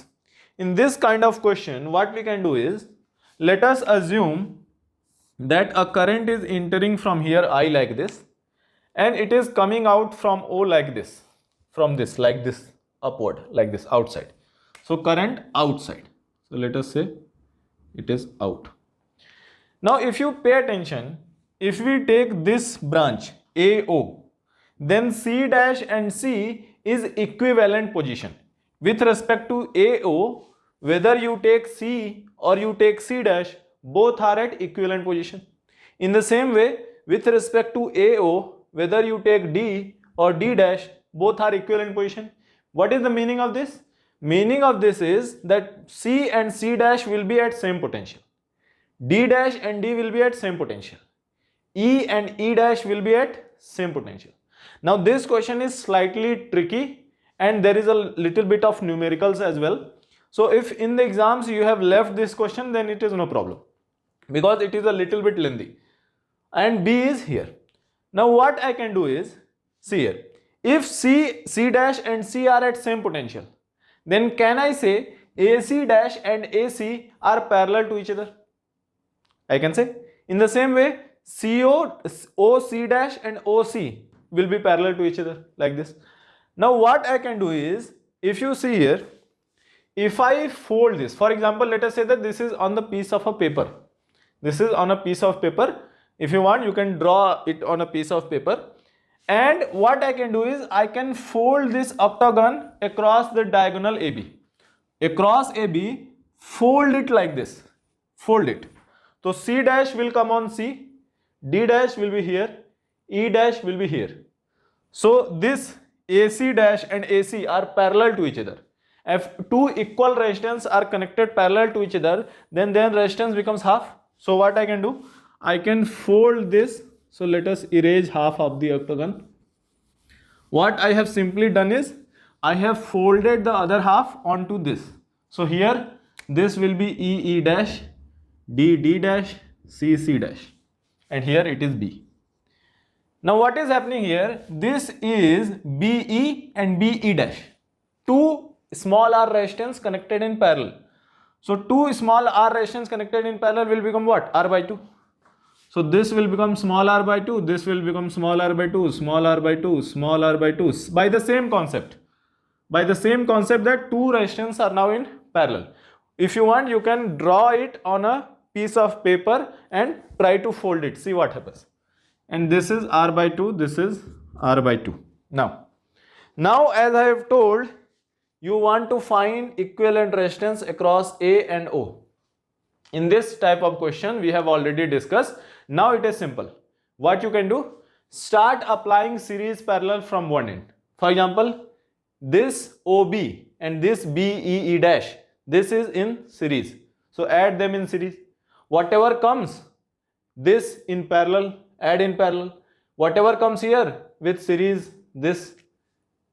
Whatever comes with parallel, this. Whatever comes here with series, this. Again, whatever is this with parallel, this. Again, series parallel, you can continue. So in the end, you will find this total and this with parallel. So you will find that equivalent resistance R. That equivalent, you can do the calculation. Calculation is a little bit lengthy, so I'm not going to do it here. You can do it. It is a simple calculation. So only thing you have to do, first these two in series, then with parallel, then again series, then again parallel with this, then again series, then again parallel, then again series, then again parallel, like that. So that way you can do. So what we will do is, let me try to solve few initial steps I can do, then further on you can complete. For example, if I add this and this, what I will get? R plus R by 2, that is 3R by 2. So what I am getting? Instead of these two,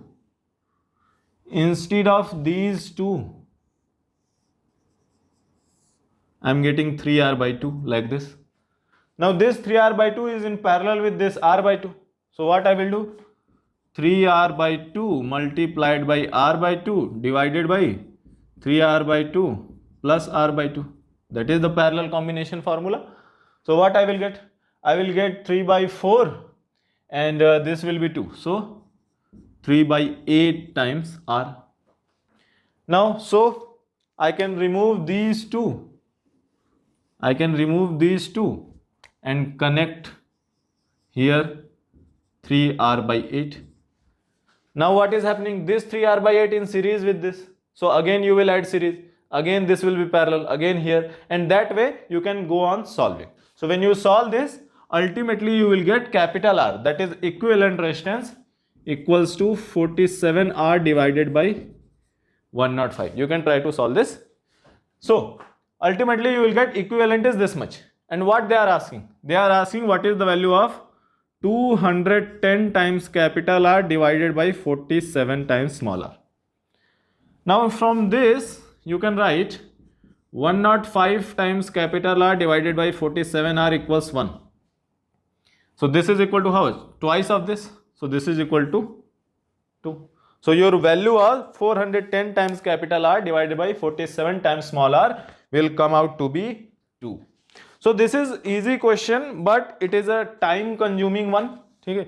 So if exam में आपका नहीं हुआ ये, तो आप इसको छोड़ सकते हो, उसमें कोई प्रॉब्लम नहीं है. ये थोड़ा सा टाइम कंज्यूमिंग है, तो एग्जाम में नहीं होता है, छोड़ दो, बाद में आप कर सकते हो. एंड हाँ, हमने यहाँ पे 2 स्टेप केवल किया है. आपको इसको पूरा खुद से सॉल्व करके देखो कि ये वैल्यू जो R equivalent is this much वो आती है कि नहीं आती है. आ जाएगी.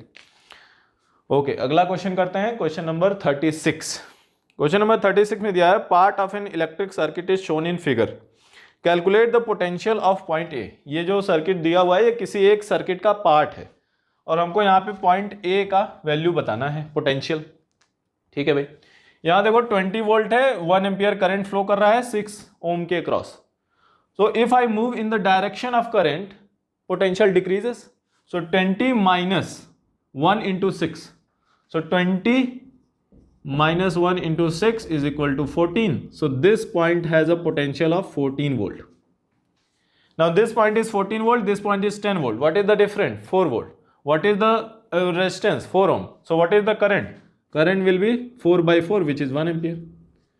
Now according to junction law, 1 ampere is entering here and 1 ampere is exiting this way. सो यहाँ पे ये जो ब्रांच है ये, इसमें कोई करंट होगा क्या? कोई करंट नहीं, क्योंकि 1 एम्पियर इधर से आया और इधर से निकल गया, तो यहाँ के लिए कुछ बचा ही नहीं, तो यहाँ पे करंट जीरो। एंड इफ यहाँ पे करंट जीरो है तो ये जो 4 ओम है इसके दोनों साइड में पोटेंशियल क्या होना चाहिए? सेम होना चाहिए। Current zero means no potential difference. So यहाँ पे 14 वोल्ट है तो ये पॉइंट का भी पोटेंशियल कितना होगा? 14 वोल्ट ही होगा। Now if this point has potential of 14 volt, यहाँ पे 19, यहाँ पे 14, कितना डिफरेंस है? 5। 5 बाई 5 कितना होता है? 1। सो यहाँ पे आपका करंट हो गया 1 एम्पियर, यहाँ पे 14। अब ध्यान से देखो ये जो ब्रांच है 2 2 2 दिया हुआ है, ये क्या है? सपोज करो कि यहाँ से आई करंट जाता है और यहाँ से आई घूम के वापस यहीं पे एंटर कर जाता है, मीनिंग ये जो ब्रांच है इसका कोई मतलब ही नहीं है, उस ब्रांच के अक्रॉस कोई पोटेंशियल डिफरेंस नहीं है, क्योंकि बोथ एंड कहाँ पे कनेक्टेड है? सेम पॉइंट पे कनेक्टेड है। तो ये ब्रांच में कोई करंट नहीं जाएगा, और कोई करंट नहीं जाएगा तो उस ब्रांच का कोई मतलब नहीं है, तो वो ऐसे हो गया। अब ये ऐसे हो गया, ये 14 वोल्ट है, यहाँ से 1 एम्पियर इंटर कर रहा है, यहाँ पे ऐसे 1 एम्पियर, और इस ब्रांच में तो कोई करंट है नहीं, तो टोटल ये 1 एम्पियर किधर जाएगा? ये 1 एम्पियर इधर जाएगा। 1 एम्पियर जब इधर जाएगा तो आप क्या बोल सकते हो? सर दिस डायरेक्शन में करंट जा रहा है तो दिस डायरेक्शन में पोटेंशियल कम होगा, तो ए का पोटेंशियल कितना होगा?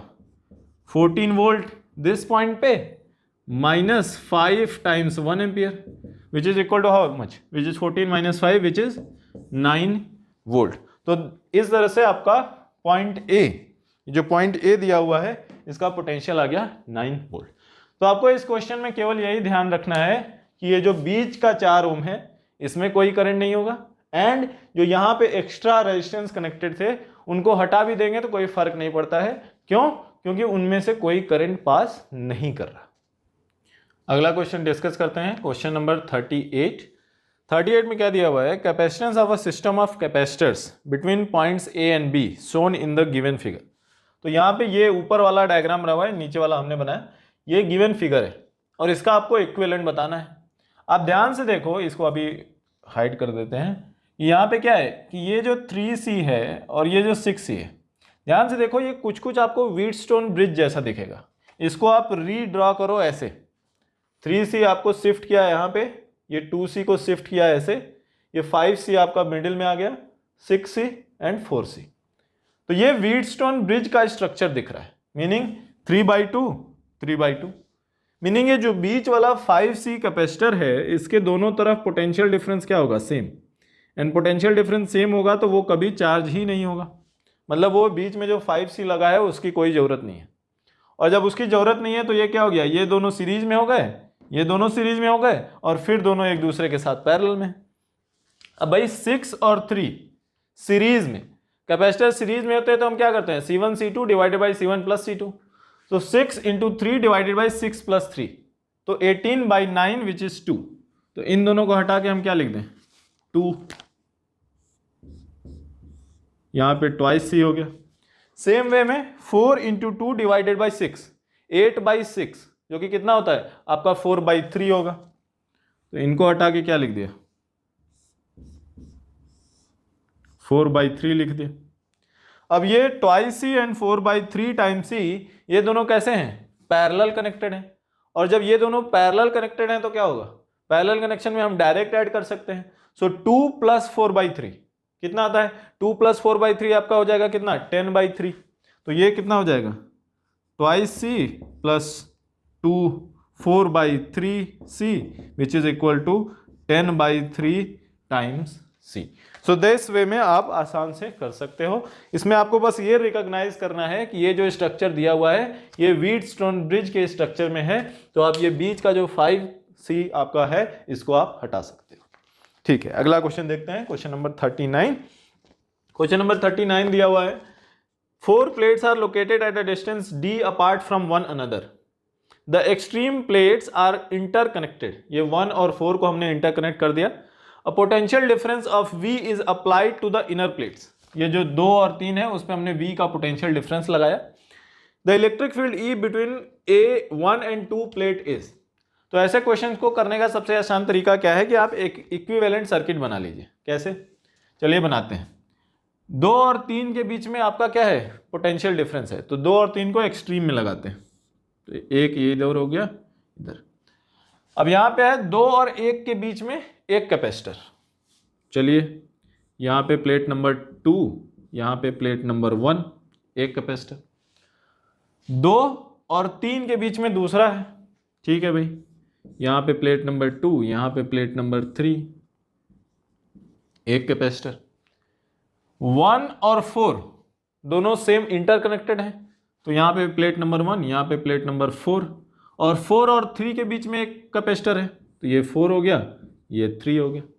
तो ये जो सर्किट है इसको इक्विवेलेंटली हम ऐसा बना सकते हैं, जहाँ पे ये हो गया प्लेट नंबर 2 का पोटेंशियल और ये हो गया आपका प्लेट नंबर 3, और प्लेट नंबर 2 और 3 के बीच में हमने कितना पोटेंशियल लगा रखा है? V वोल्ट का पोटेंशियल लगा रखा है। अब ये जो V वोल्ट है, ध्यान से देखो, ये यहाँ पे क्या होगा? सेम V वोल्ट आएगा स्टेडी स्टेट कंडीशन में, लेकिन यहाँ पे दोनों क्या है? Same distance between any 2 plate is same, तो ये भी सेम कैपेसिटेंस, ये भी सेम कैपेसिटेंस, और सीरीज में सेम कैपेसिटेंस हो 2 ठो और पोटेंशियल डिफरेंस V हम अप्लाई करें तो क्या होगा? इसके अक्रॉस V/2 आ जाएगा, इसके अक्रॉस V/2 आ जाएगा। अब ध्यान से देखो, अब पूछ ये रहे हैं कि what is the electric field between plate A and B और 1 and 2।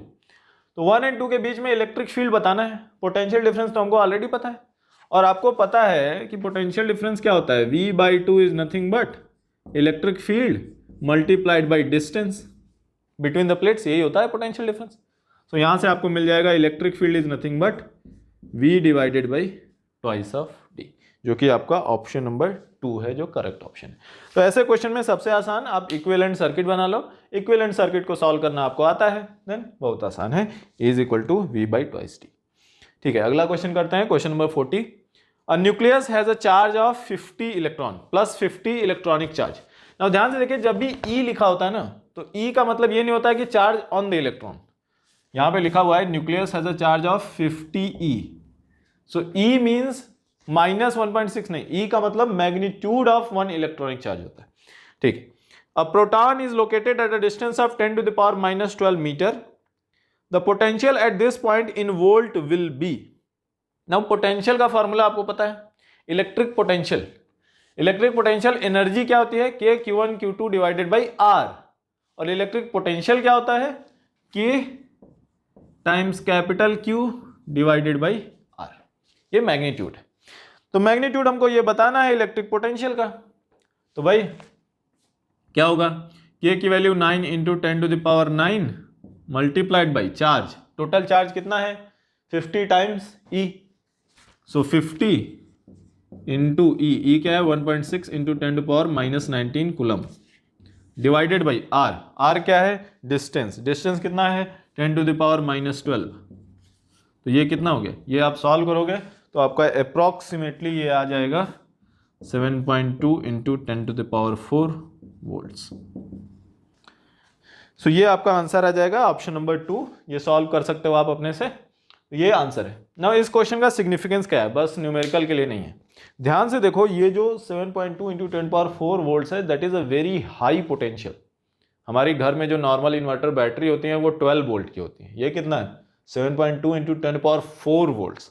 So inside a atom के अंदर जो स्ट्रक्चर है उसमें जो चार्जेस हैं very high potential difference create करते हैं।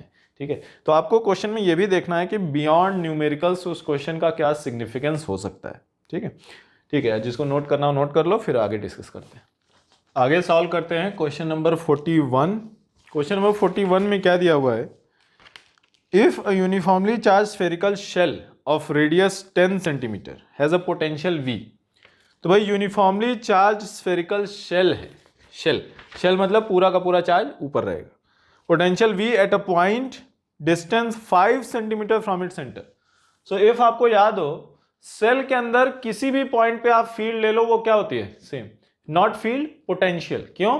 क्योंकि सेल के अंदर, यूनिफॉर्मली चार्ज मेटालिक सेल के अंदर आपका फील्ड होता ही नहीं है, और फील्ड नहीं होता है तो पोटेंशियल सेम रहता है। सो 5 सेंटीमीटर फ्रॉम द सेंटर लीजिए, चाहे 6 लीजिए, चाहे 7 लीजिए, एज लॉन्ग एज आप सेल के अंदर ले रहे हैं, पोटेंशियल क्या रहेगा, सेम रहेगा। Then the potential at a point distance 15 centimetre from the centre is, ठीक है, तो रेडियस कितना दिया हुआ है, 10। तो पोटेंशियल कितना होगा inside the shell, inside the shell कितना होगा भाई, K Q divided by capital R, that is the potential at whatever point inside the shell. And outside the shell की बात करें तो कितना पोटेंशियल होता है, आउटसाइड द सेल की बात करें तो K Q divided by small R. Small R क्या है, सेंटर से वो जो आउटसाइड पॉइंट आप ले रहे हो उसका डिस्टेंस, ये। अब हमको देखो क्या है, ये वाली वैल्यू ऑलरेडी दी हुई है, कितनी दी हुई है, if a uniformly charge spherical shell of radius 10 centimetre has a potential V at a point 5 centimetre from the centre. जैसे हमने बताया कि चाहे आप 5 लीजिए, चाहे सेंटर पे लीजिए, चाहे 7 सेंटीमीटर लीजिए, वो हमेशा क्या रहेगा, V रहेगा। So this is given as V, और हमको ये वैल्यू बतानी है। ये वैल्यू कितनी होगी भाई, के क्यू की वैल्यू के जहां पे हम क्या लिख सकते हैं, R टाइम्स V लिख सकते हैं। सो this is nothing but R times V divided by small r। And radius दिया हुआ है 10, and small r second case में डिस्टेंस फ्रॉम द सेंटर वो दिया हुआ है 15। सो 10 times V divided by 15 which is how much, twice V by 3। So potential at a distance of 15 centimetre from the centre will be twice V by 3। That is your answer, very easy. Next is question number 42। If we move in a direction opposite to the electric line of forces. So भाई electric line of forces nothing but electric field lines की बात कर रहे हैं वो। So let us suppose this is the direction of electric field and you move in the direction opposite to the electric line, meaning you are moving in this direction. जब भी आपको confusion हो, आपको बस ये याद रखना है कि इलेक्ट्रिक फील्ड लाइंस प्लस से ओरिजिनेट होती हैं, माइनस में एंड होती हैं। तो यहां पे प्लस चार्ज होना चाहिए, यहां पे माइनस चार्ज होना चाहिए, ऐसा। जब आप अपोजिट जा रहे हो तो किसकी तरफ जा रहे हो, प्लस की तरफ जा रहे हो। प्लस की तरफ पोटेंशियल ज्यादा होता है, माइनस की तरफ पोटेंशियल कम होता है। Meaning if you are moving in the opposite direction of electric field lines, आप किस डायरेक्शन में मूव कर रहे हो, इंक्रीजिंग पोटेंशियल। आपका जो पोटेंशियल होगा वो क्या होगा, इंक्रीज होगा।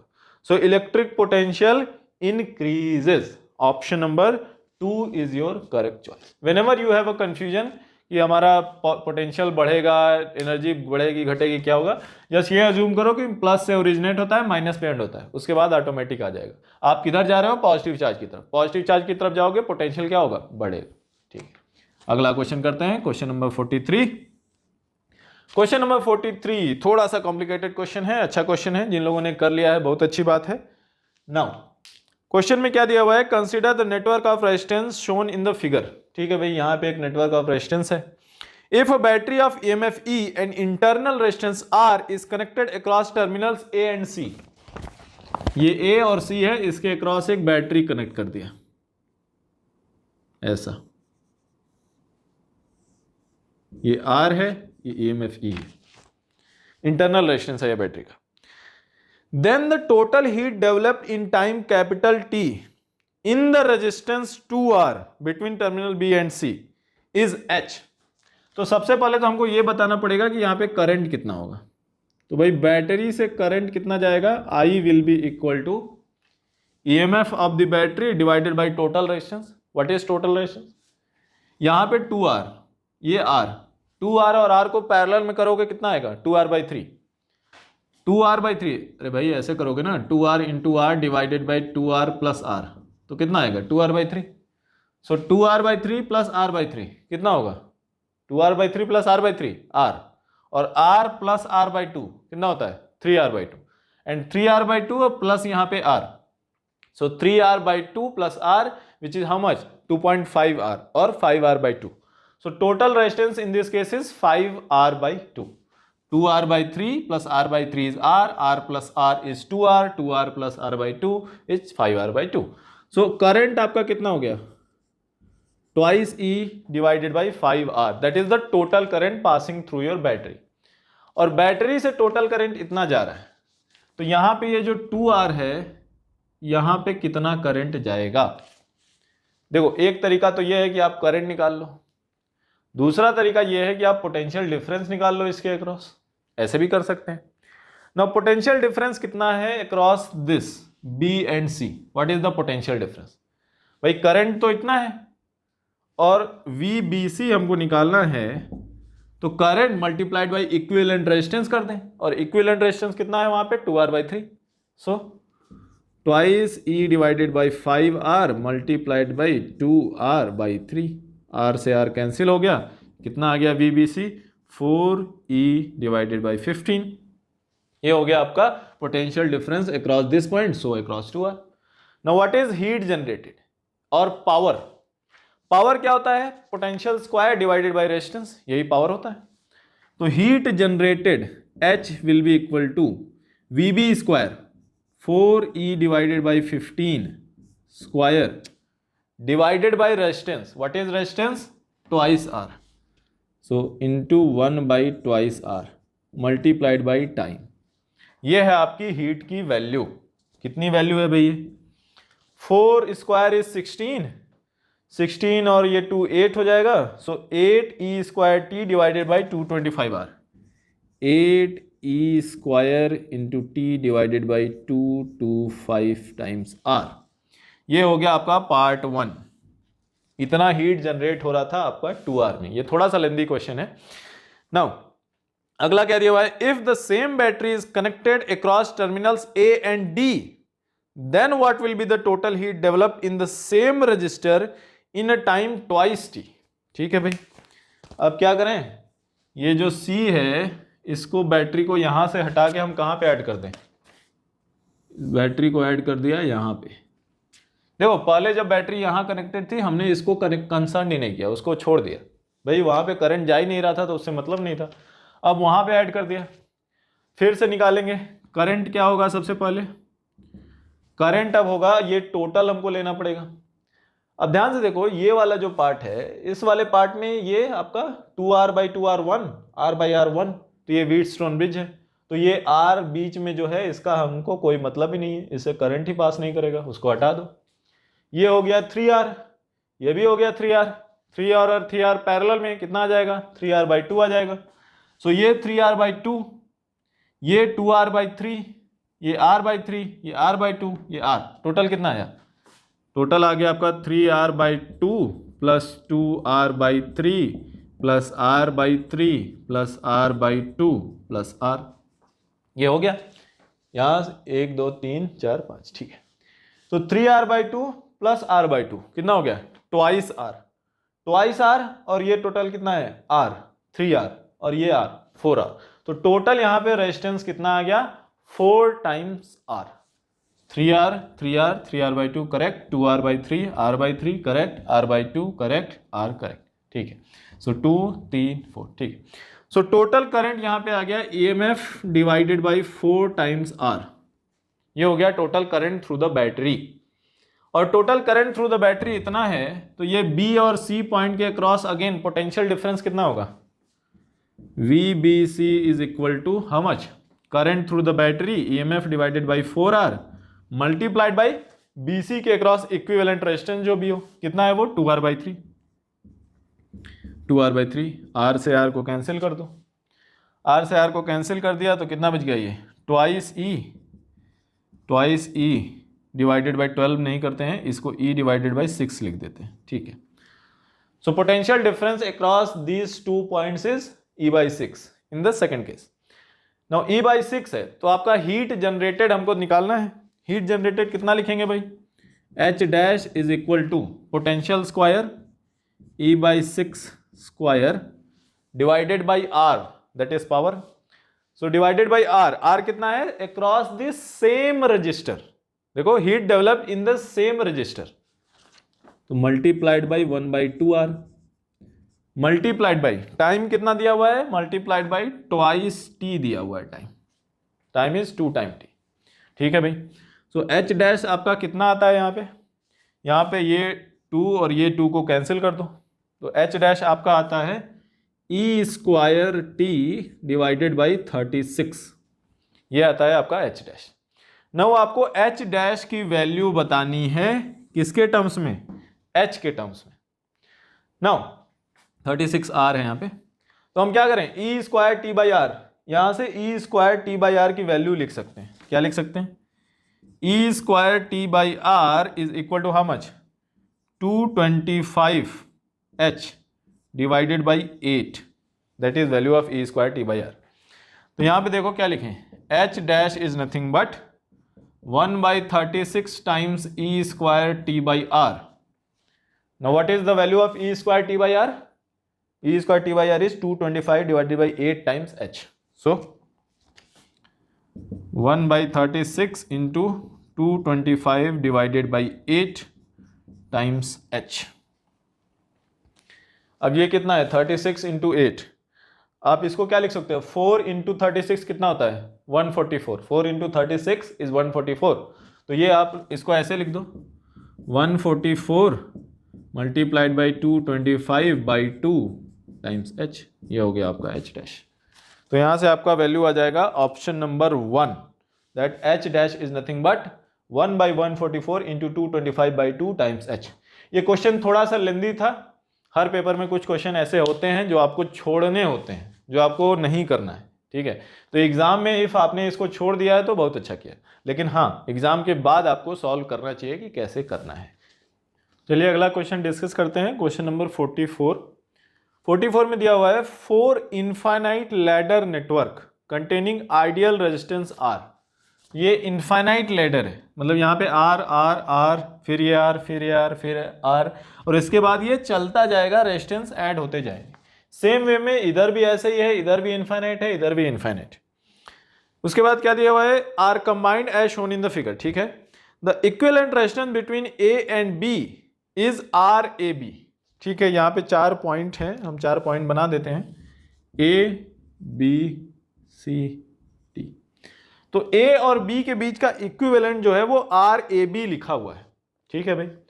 अब ध्यान से देखो, सिंस ये चारों पार्ट जो है वो इनफाइनाइट लैडर है, तो यदि ए और बी के बीच का जो भी होगा वही यहां पे भी होगा, वही यहां पे भी होगा, वही यहां पे भी होगा, क्योंकि they are identical infinite ladders, ठीक है।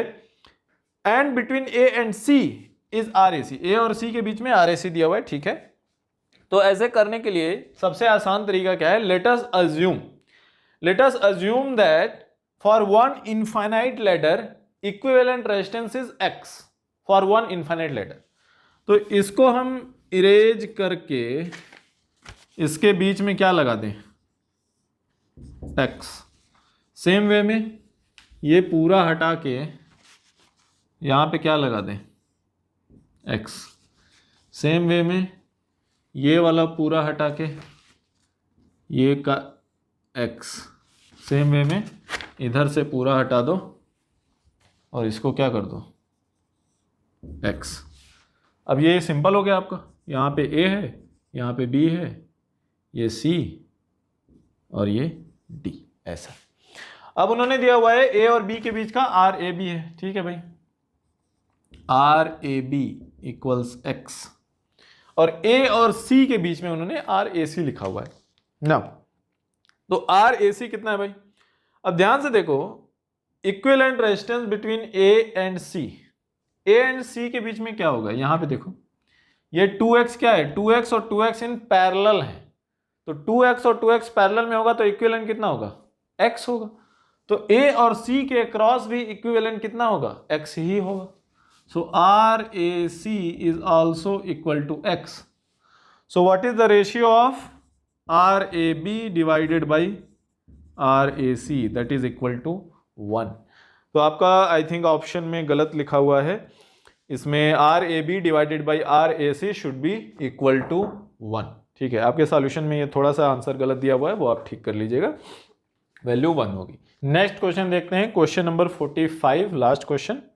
Figure shows a branch portion of a circuit. तो यहाँ पे एक ब्रांच है जो किसी एक सर्किट का एक पार्ट है। The electric potential at the junction is found to be 2x, x in volt, x की वैल्यू बतानी है, ठीक है। तो ऐसे क्वेश्चन को करने के लिए आप क्या करोगे, आपको जंक्शन रूल पता है। जंक्शन रूल क्या होता है, ये सपोज कि ब्रांच, ये वाले ब्रांच में से करंट I1 इधर जा रहा है, इसमें से I2 आ रहा है, इसमें से I3 जा रहा है, तीनों जंक्शन पे जा रहे हैं। तो I1 plus I2 plus I3 total क्या होना चाहिए, 0 होना चाहिए, यही आपका जंक्शन रूल है। So I1 plus I2 plus I3 this total should be equal to 0।